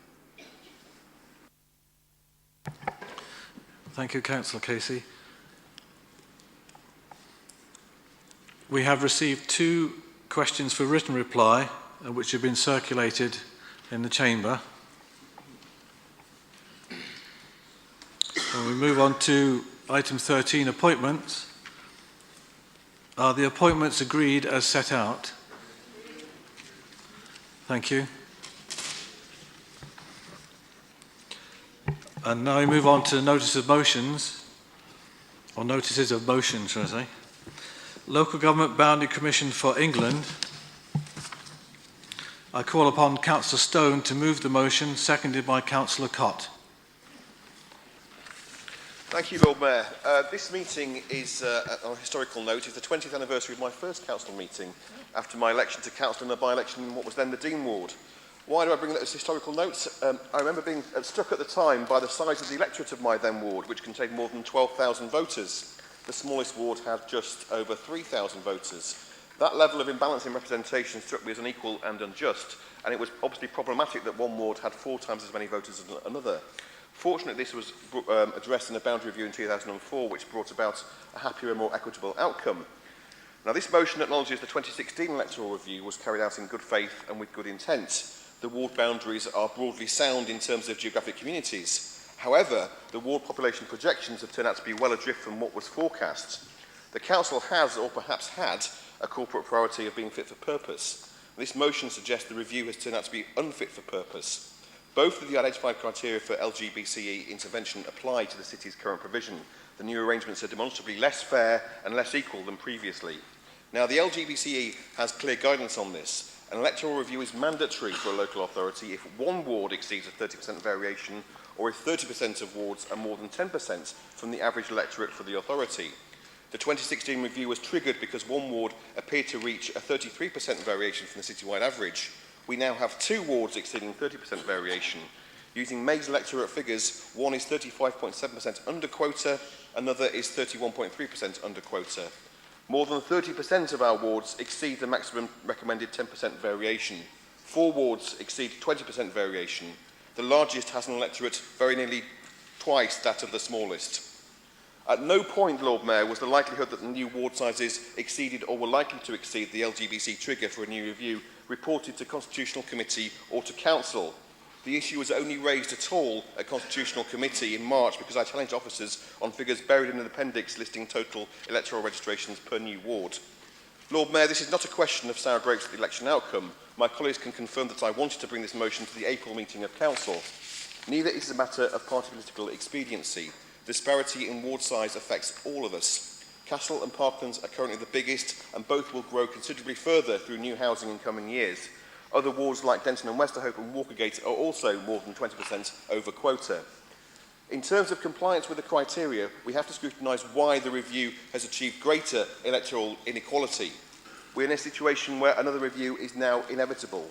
The finding of the review that all wards will have electoral equality by 2021 is simply not credible. There is no way this is going to happen on the current trend. If anything, the divergence is likely to be even more extreme. No doubt it will be inconvenient to the Council to have to repeat the exercise. It will mean a lot of extra work, a lot of reorganisation. But surely, as night follows day, Lord Mayor, we will need to do this again in the near future. We need to review the methodology that was used and ensure we have more robust projections for electorates next time. Something went badly awry in this process. Lord Mayor, this motion calls on Constitutional Committee to implement what we might call a democracy review. It is the responsibility for all of us to uphold local democracy by ensuring fairness and electoral equality across our city. Abandoning that principle is a backward step and is potentially illegal in terms of compliance with the LGBT criteria. I call on the Leader of Council and colleagues on both sides of the chamber to fight electoral inequality tooth and nail and to support the motion. Thank you, Lord Mayor.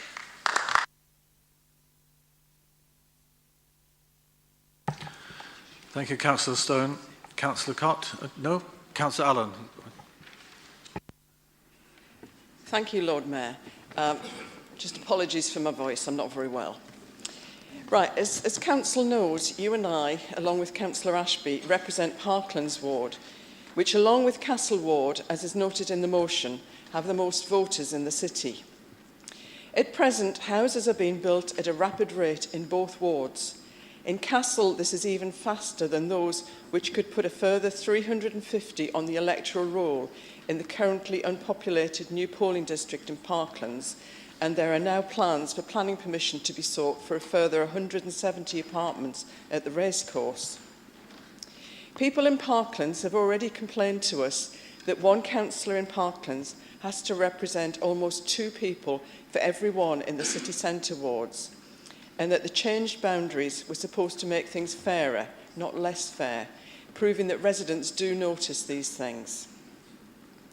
And while we are very happy to welcome the people of Garden Village into our ward, they and others have noted that even though the size of our electorate has gone up, the ward budget available to encourage community endeavours has been cut.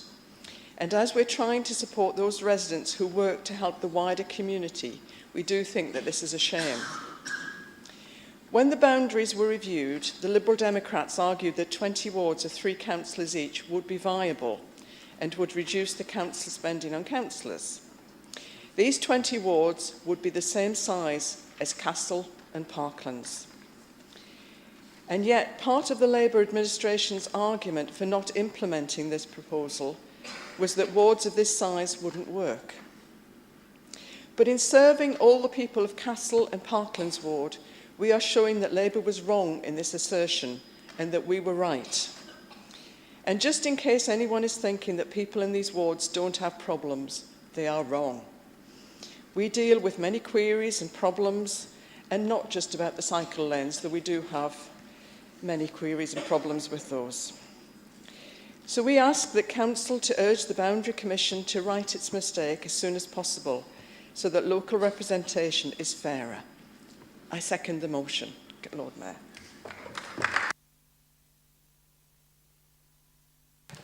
Thank you, Councillor Allen. Councillor Powers. Thank you, Lord Mayor. I think it might be useful if perhaps we can give the proposer and the seconder of this motion a bit of a history lesson first before they bring such inaccurate information to this council chamber. First of all, Newcastle Labour is a consultee to the consultation that was carried out as part of the boundary review. It wasn't our decision to make whatever recommendation that come up. That was for the Electoral Commission to make that based on submissions that were received by all parties and all individuals of this city, not one Labour group. Secondly, in terms of the situation that we now find ourselves in, by the Electoral Commission's own letter that was sent to the Council, the imbalance between different wards was much, much greater than has been claimed by Councillor Stone's motion. The system that we have now, while not perfect, is better than the one we had previously in terms of the variations. That's by the Electoral Commission's own letter that was submitted to this Council. So at least get that fact right if you're going to sit here and say the system's worse and less fair, when actually it might not be perfect, but certainly is better. Third, Councillor Stone was present at the constitutional committees that I was vice chair of. He may have been there in body and absent mind, but he was there during those discussions and those debates that we had on these issues, and it was raised repeatedly the problem of registration on the electoral register in this city, a system that was caused by his party and the coalition government when they introduced individual voter registration, which knocked 2 million people off the register. Nearly 30,000 people in our city are no longer on the register because of the changes that were brought forward. We raised those as concerns during the consultation on changing the boundaries. We raised that in Constitutional Committee, that those were a concern, but we were told we had to stick to the previous electoral system, the electoral register that was under the previous system. So that's why we've got the problem, because of messing around with the right of people to be able to access the democratic systems of our country. Finally, if we want to get this right, and I mean, there is problems about getting it right, come to Constitutional Committee. You've been to previous meetings. We've raised this as a persistent issue at Constitutional Committee. We've put forward detailed plans about what we want to try and do it. We're going to keep it as a watching brief on Constitutional Committee to make sure that we try and get to electoral balance within the time period that was set out. So this is already an issue. So you're flying a red flag to an issue that we've already highlighted, trying to blame everybody else but yourselves for the situation that we found ourselves in and claiming it's much worse than before. None of that's true. So we'll get on with trying to sort out the issue as we've already set out in Constitutional Committee papers. And that's why we won't be supporting this ridiculous motion.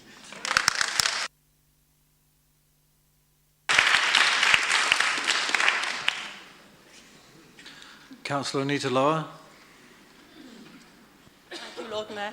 I'm sorry that Councillor Forbes, I apologise, Councillor Forbes.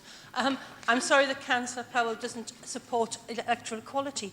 Can I just say that as a ward councillor in Castle, we've always had a geographical and a huge population and a big geographical area to cover. It's never been a problem, it's just been hard work and we're used to it. But I have to say I was disappointed by the results of the boundary change that was imposed upon us, and I do say imposed upon us. I think that there was a lack of understanding of where the city was going, and whether that was through lack of interest or lack of listening to what was being said, I don't know. However, I spoke to the Commission in June about the issue, and they agreed that they'd miscalculated, and we are going to trigger a review in the next 4 years, but we do need to keep on at them to understand what has happened. In Castle, just to put it in context, we lost 800 homes. We've gained 2,500, and we were already one of the biggest wards in the city. By this time in 2019, we could be around 11,000 residents. It's silly, it's not right, and I don't think it's a political issue. I think it's an issue for the residents of this city and for us as councillors to provide the best that we can for the city, and we should be fighting for this together. And yes, it comes to Constitutional Committee, and I'm glad that we're keeping it on the agenda, but I do think we should also be keeping it on a wider agenda also. Thank you, Lord Mayor. Thank you, Councillor Lower. Councillor Allison. I'm afraid Councillor Powers took most of my thunder away. Well said. I mean, I took over the chair of Constitutional Committee in March, and I've chaired another one in June. Actually, June, the day before this resolution was going to come to the City Council. And in both the meetings that I've chaired, we've had full reports from the officers about the That's he was not allowed to mislead the council in this way. This is a point of order. Councillor Stone, you are misleading council on this because what you said in here is that the officers, the council, has not been... Watch it. Watch quiet. it. Play. I never interrupt you when Excuse me, you both. don't interrupt me. You're ignorant, silly, shut it. It's not right that you interrupt people as you do, right? You can put your tongue out as well. That's disgusting. Shut up.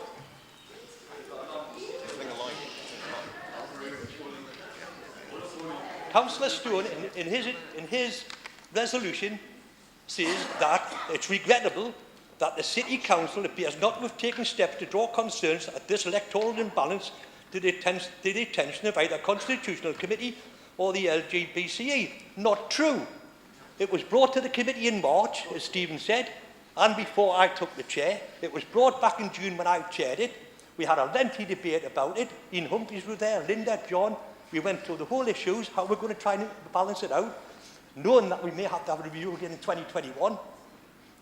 We've asked for further reports. I know there's another report going to come to the Constitutional Committee October. It's the progress we're now making in trying to address that imbalance. There are issues in Monument Ward where there's huge regeneration on Richardson Road and areas like that, where there's a lot of student flats being built, where the students will be in. We're going to target students. We're going to do various things to get these numbers right. We don't want to see it all happen again in 2021. And can I say to Councillor Allen, I don't want to work in a ward with 2 members. My workload where there's 3 of us is horrendous. Yeah. Horrendous. And it takes 3 of us to control and deal with the issues that we have to deal with in my ward. And I certainly wouldn't like to be representing 6 or 7 or 8,000 people with just 2 people. I think that's just absolutely crazy to bring that issue up again. The Boundary Commission didn't do everything they should have done right. They even moved Heaton Park into the wrong ward, didn't they? Am I right? Heaton Park in the wrong ward. And then they said it was too late to fix it. And Stephen was right. They didn't go on the correct figures because they went on the previous registration documents. Absolutely mad. But to turn around and say in a resolution to the council that has never been reported is just a lie, an absolute lie. You're lying, you're telling Porky.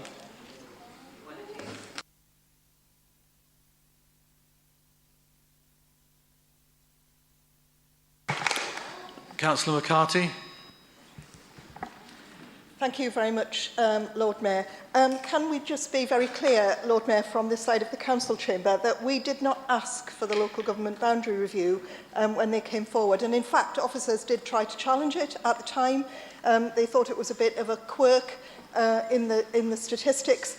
So we didn't seek the review when it came forward. We've obviously recognised the issues that are raised in this motion, as Councillor Stone knows. And for colleagues across the Council chamber, they will have seen Councillor Forbes' letter to the Chief Executive, setting out this issue as a key priority for her and for her team. And if you check out in the reports, it's quite clear that it is a priority for this council. And I'd just like to reiterate Councillor Power's point about individual electoral registration. The party opposite and the members of the party opposite seem never to accept any responsibility for their party role in that whole process. But thousands of people across this city are no longer on the electoral register thanks to that rule which came into place in June 2014 under their watch.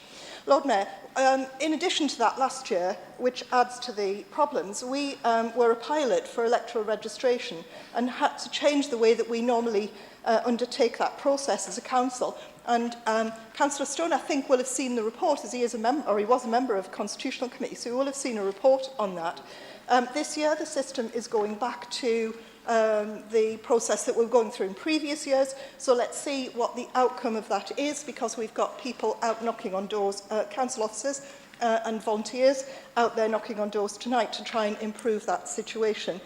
We, on this side of the council chamber, want people to register to vote because it is their democratic right, and we want to encourage that approach to citizenship. Lord Mayor, my two colleagues have both reminded Councillor Stone that this motion is inaccurate because of the issue has been fully discussed at two recent issues of Constitutional Committee. It was discussed actually through the process last year. And I have checked the minutes, Lord Mayor. Councillor Stone was present. A number of colleagues in the Council Chamber tonight as well, Lord Mayor, don't seem to recognise the impact of inequality and deprivation in wards. In wards with smaller numbers and significant deprivation, that is a huge workload for local councillors, and we do need to, as a council, respond to that. Thank you, Lord Mayor.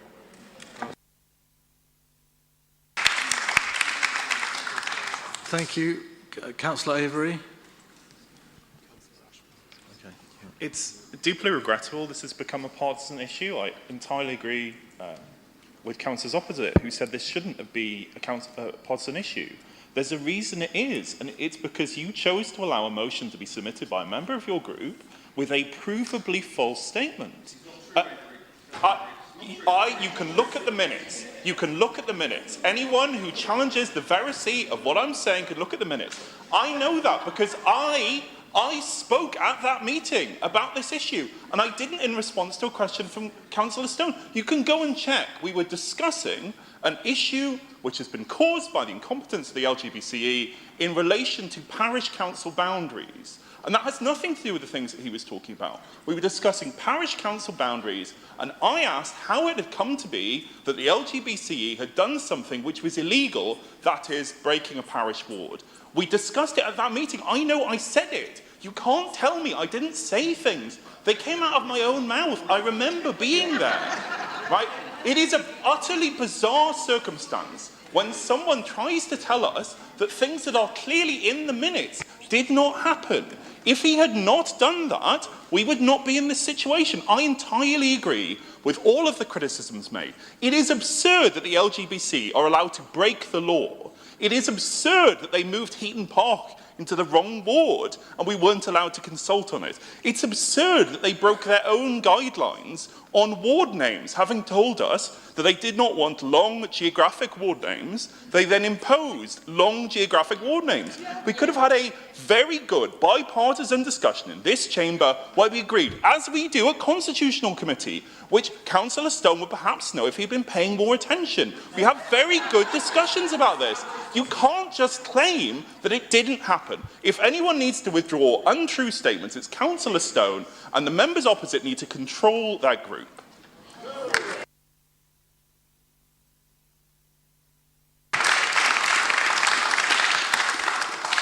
Councillor Stone, you'll have a chance to, not yet, somebody asked to ask a question, but you'll have a right to reply, so please just wait. I'm conscious of the time, and I know we have an important discussion to take place after this motion on the IHRA. So could I move, if we don't get there, that we suspend standing orders till 9 o'clock so we can debate the next motion on the agenda, item 15, then we close business at 9 o'clock.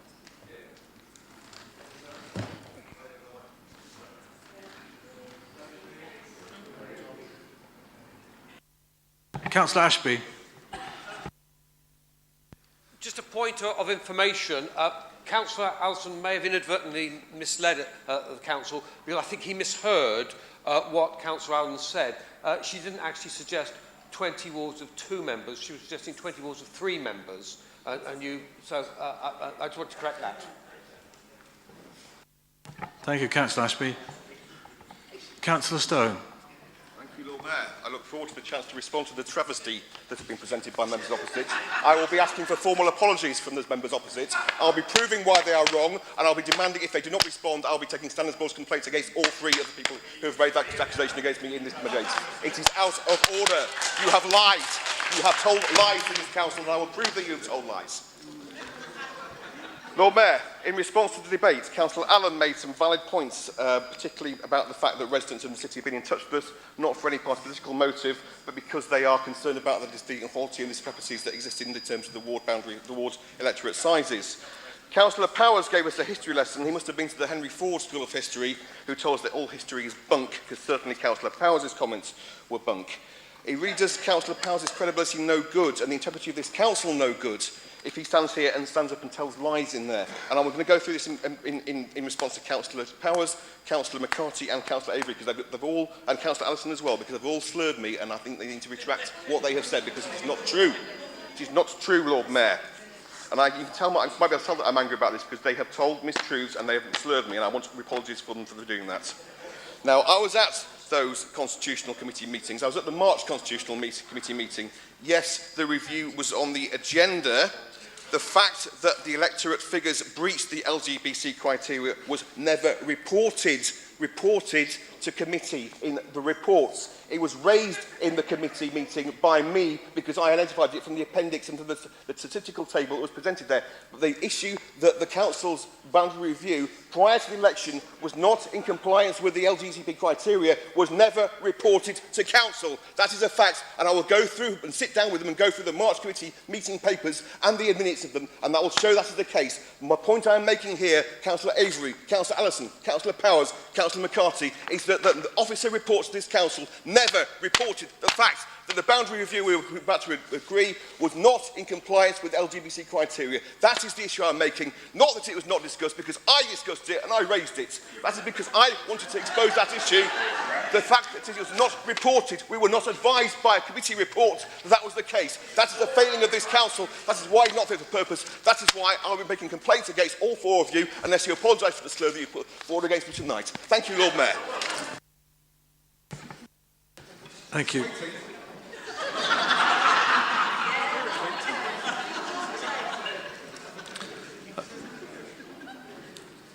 Can I just ask, is the motion agreed by council? Okay. Name vote then, please.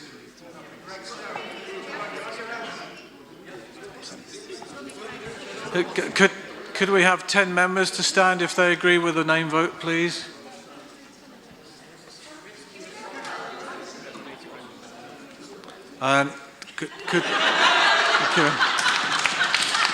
Thank you.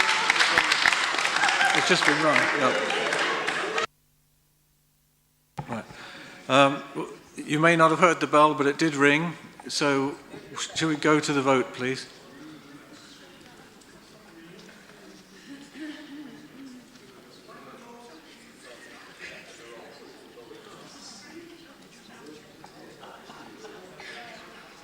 What?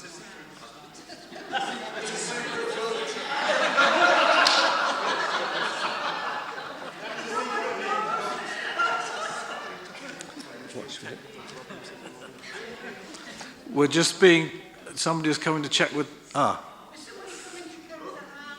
it's okay, no. We've just seen one of the members of staff click something towards the equipment, the projector. Let's see what happens next.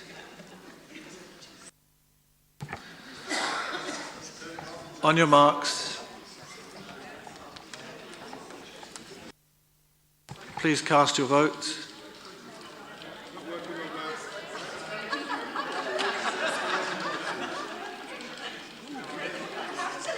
Okay. Okay, the motion is not carried.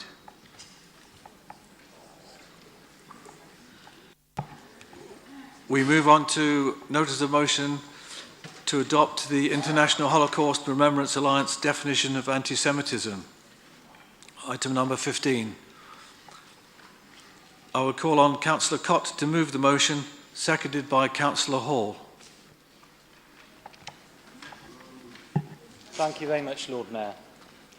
Lord Mayor, the International Holocaust Remembrance Alliance is an international organisation dedicated to providing education about the Holocaust, countering Holocaust distortion and safeguarding the historical record, and building understanding of Holocausts, genocides and crimes against humanity generally. The organisation has at its heart the Stockholm Declaration of 2000, which set out its guiding principles and has support from states across the world. One of its work streams has been to address the problem of anti-Semitism, which it believes can only be truly addressed by defining, firstly, what anti-Semitism really is. And this has led to the creation of a working definition which has been embraced by a number of states across Europe and other political authorities such as the UK government here on home turf and various political parties, councils and representative bodies. The notice of motion before you is the text of a motion unamended that has been agreed by a number of councils in the United Kingdom of all political makeups, so including authorities that have Labour administrations. Voting in favour of this motion unamended will show solidarity with other councils and show our unambiguous commitment to racial equality and the elimination of anti-Semitism. Lord Mayor, we need to take our stand. Evidence shows that there has been a rise of anti-Semitism across the world and in the UK in recent years. According to the Community Security Trust, records show that in the whole of 2017, there were 1,414 incidents reported in Britain, compared with only 541 in 2008. The previously highest figure. The previous highest figure since the organisation began in 1984. There has already been 727 incidents reported in the first 6 months of 2018. We ought to also consider how many anti-Semitic incidents remain unreported. Acts of anti-Semitism include against individuals because they are Jewish, and against Jewish culture and places of worship. Sometimes, significantly, anti-Semitic incidents play on the age-old anti-Semitic tropes which create misleading, distorted and racial stereotypes of Jews, Jewish culture and the political aspirations of Jewish people. This backdrop of real evidence is fueled by a political climate where it seems to become ever more acceptable to make comments that can be construed as anti-Semitic in nature. There is evidence that community leaders, public servants and politicians are using rhetoric that can be construed as anti-Semitic. This cannot be right, and we need to call time on the acceptability of anti-Semitism. The working definition of the organisation gives us the tools to interpret instances of anti-Semitism, to condemn them, and where appropriate, to refer instances for consideration by the police and the criminal justice system. Lord Mayor, my proposing this motion tonight in no way affects my belief that there should be a separate Palestinian state. It is with great regret that the principles of the working definition have been confused with support for the policies of the current Israeli government. Somewhere along the line, Lord Mayor, there has been a deliberate misrepresentation, which may in itself be evidence of anti-Semitism. Lord Mayor, in Newcastle, we need to take a stand and side with the 200 authorities, assemblies, representative bodies, councils that have signed up to the working definition.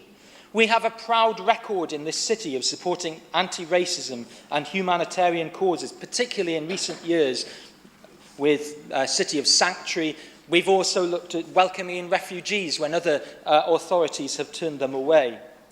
Representatives of the Jewish community in Newcastle are fearful of the future, and our approving this motion unambiguously with the intended wording will be an assurance to them that this council will no longer tolerate discrimination of this kind. Lord Mayor, I commend this motion to council.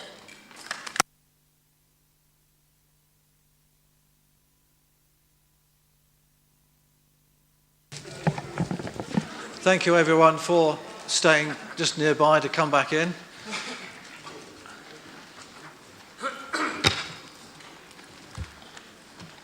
No, we've had Councillor Cott. Sorry, yes.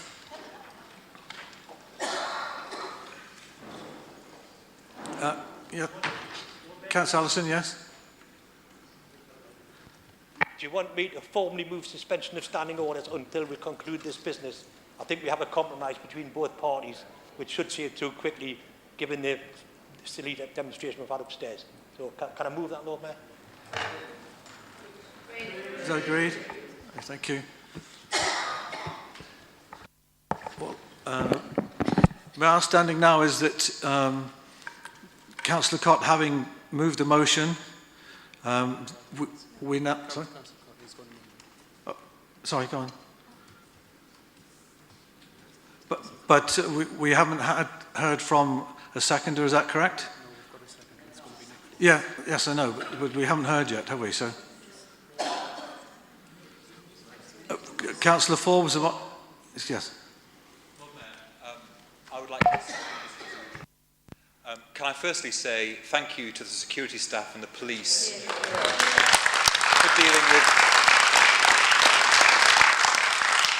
dealing with the incident here tonight. I know that sometimes politics in this chamber can get heated, but the kind of demonstration that we've just seen goes beyond what I believe is acceptable in normal political debate. And I say to the people that are protesting that what you do nothing to further the Palestinian cause by such actions. And, Lord Mayor, I think it's really important that all members feel safe in this council chamber. I've sadly spoken to a number of members who feel intimidated and threatened by that kind of behaviour, and we must show that we will not be bowed by those kind of actions in a liberal democracy. Lord Mayor, I've taken an unusual step of agreeing to withdraw my amendment to this motion and to second the original resolution. That's because, in light of what's just happened, I think it's even more important that we show our common cause on this.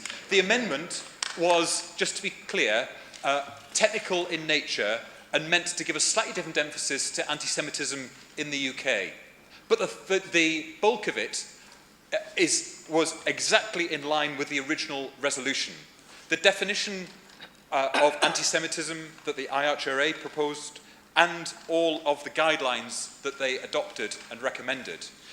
And this is important for us because this is symbolic in nature. This is about more than just words on a page. This is about what being a city of sanctuary means. This is about understanding that there are people in this city today who feel fear as a result of some of the comments that are being made online and in social media. And we have to understand that fear is caused by more than direct threats of violence. Fear, especially within the Jewish community, can be caused by words which exclude, marginalise, differentiate one group of people as somehow the other. And that's why it's really important that we understand the impact of words on our Jewish communities. That's why this has such symbolic intent for them. And that's why, as a council, we should use this opportunity to show that we are speaking with one voice. And of course, it is perfectly possible to be critical, and many of us are critical, of the actions of the government of Israel without lapsing into anti-Semitic language or using anti-Semitic tropes. And I know that we are ensuring that we have anti-Semitism training for our group and our members, Sadly, in some cases, that is necessary, but that is a minority of people, and we must ensure that we are careful about the language that we use in all circumstances. So this motion, Lord Mayor, has been, as Councillor Cott referred to, adopted by many councils and organisations around the country. We're a little late to the day in doing so, and I think we should have done so earlier. But what we can do now is show that we are coming together as a council. We can show that we understand why this is important. We can show that we understand the upset and hurt that many people in our Jewish communities feel. And we can show that we are absolutely on the side of righteousness and of justice and of peace. And that by supporting this, we are in no way attempting to get involved in the politics of Israel and Palestine, but we are doing everything that we can to ensure that Jewish people in this city feel that it is their city. Many people feel that they have somehow lost their voice through this process. And the Jewish community, among many other communities, have within their living memory the understanding of what it is to lose their voice. It's important that as a council, we show that in times of difficulty, we will be their voice, and we stand shoulder to shoulder with them. And that's why, Lord Mayor, I'm taking the unusual step of withdrawing my amendment and seconding the motion.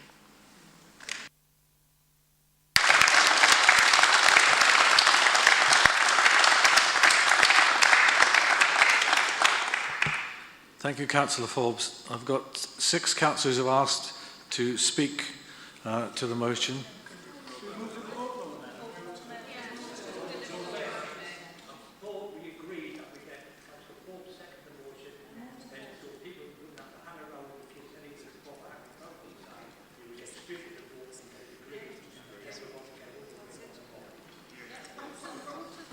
Oh, so it's agreed? Okay. Yeah. We have 2 other items. Just want to ask the proposers of the 2 other motions whether they wish to have the motions voted on without debate, or whether they wish to have them kept over till the next council meeting. First of all, Councillor Penny Evans on notice of motion ending period poverty. To defer, please. Okay.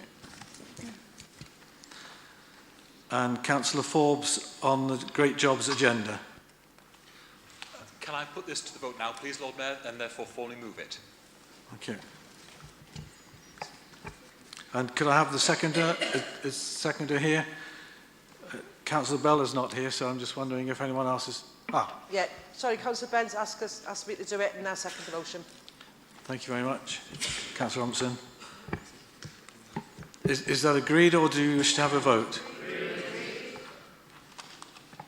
Okay, thank you very much, and thank you very much for coming back. Now close the meeting, and once again, all the best to those of you who are running, those of you who are supporting, and see you at the next time. Thank you.